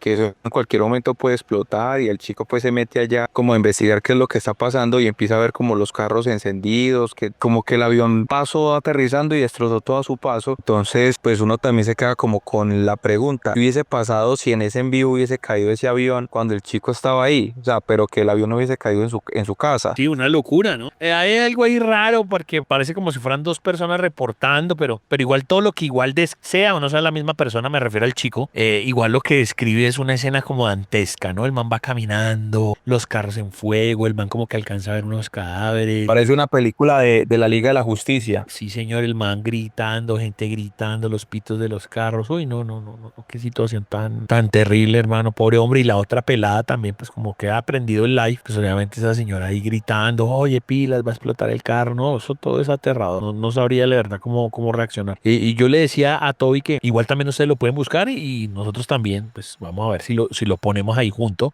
Hace también la misma cantidad de tiempo, porque estamos hablando del mismo accidente. Cuando cae eso, como es un avión pequeño, pues causa mucho estruendo. No automáticamente todas las casas explotan a la redonda pues de la manzana, quedan pues como de pie, por decirlo así, pero sí causa mucho daño. Y entonces había unos ancianos comiendo en un restaurante y parte de ese avión, como por decir un piñón o un pedazo de lata, sale disparado a un restaurante donde había solo ancianitos y ese piñón le pega en la cabeza a un pobre man. No se sabe si ese man murió porque es muy grande, pues haga de cuenta como una pelota de béisbol y se nota que le alcanza a pegar en el cráneo al pobre viejito. Entonces no se sabe si ese señor murió o si ahí quedó o qué pasó o bueno, pues si es un golpe de todas maneras, pues el man vivió ese ese detalle no se lo tengo. No, y ahí la velocidad ya quedó. Pero sí es del mismo video, por decirlo así, o sea, es de la misma situación. Es la continuación. Es una continuación del video que estamos viendo. Entonces, y si ustedes tienen más también, recuérdenoslo y lo ponemos también ahí en el numeral. Numeral, la caja de Pandora de los 40. El caso es que yo no sabría qué hacer usted. No, la verdad es que hay muchas personas tienen dos maneras. La primera es como seguir ese instinto de protección, ir a buscar sobrevivientes y mirar de qué manera ayudar. Y hay otros que se llenan de terror y empiezan a correrles para otro lado. Eso hasta que no pase, uno no como que no sabe qué va a pasar. Y yo le voy a hablar, querido Toby. Esto siempre ha sido como conspiranoia y no. Conspiranoia y no, porque sabemos que los ejércitos tienen esas capacidades para hacer cosas locas o armas raras. E incluso también se ha hablado de que se le disparan a las nubes para que llueva. O sea, eso no es tan loco. Se hace, de verdad. Y en algún punto hablábamos de las armas cubanas, que supuestamente eran unas vainas ultrasónicas y que la gente como que oía así como el infrasonido de los perros que empiezan a ladrar cuando les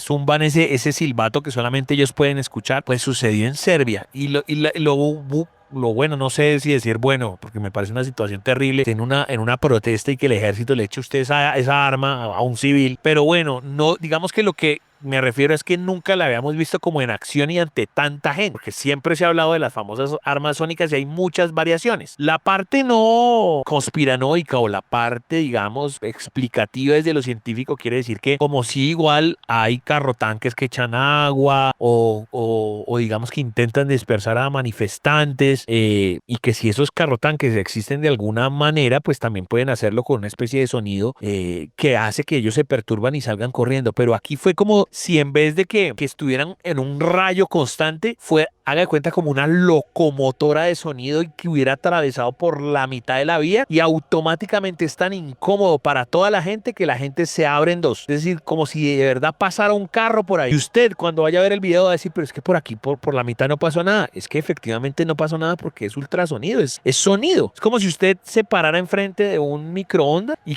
cuando se abre a veces el microondas que usted siente como ese fogonazo, pero multiplíquelo por 20. O sea, un gran fogonazo que usted diga, uy, mi hermano, a mí me tocó quitarme del medio porque no me aguanto la sensación. Hay algunos que dicen que no es propiamente sonido, sino que causa incomodidad o vómito o el mismo poder de la onda lo obliga simplemente a correrse. Opinión, Toby, del video. Pues Sancho, la verdad, vi como la reacción de las personas, pero también me generó la duda porque otros que simplemente salieron caminando. Claro, seguramente los que estaban como a los costados, ¿no? Es que es como se sintió más por la mitad de la vía. Pues lo vamos a compartir ahí en el numeral y que sea usted el que determine. Recuerden, insisto, numeral la caja de Pandora los 40. Bueno, fue un programazo, Toby. ¿Qué más hay que decir? ¿Qué más hay que acotar antes de poner el disclaimer? No, simplemente agradecerle a los oyentes por una noche más, por acompañarnos en estas noches paranormales y obviamente estaremos informando los próximos invitados y cuando tengamos también un próximo especial, pues ahí les estaremos comentando para que ustedes no se vayan a despegar de la caja de Pandora de los 40. Tremendo, tremendo. Siempre péguense los panelistas, el equipo de producción, todo lo que tenemos para ustedes. Ahí siempre estamos al pie del cañón.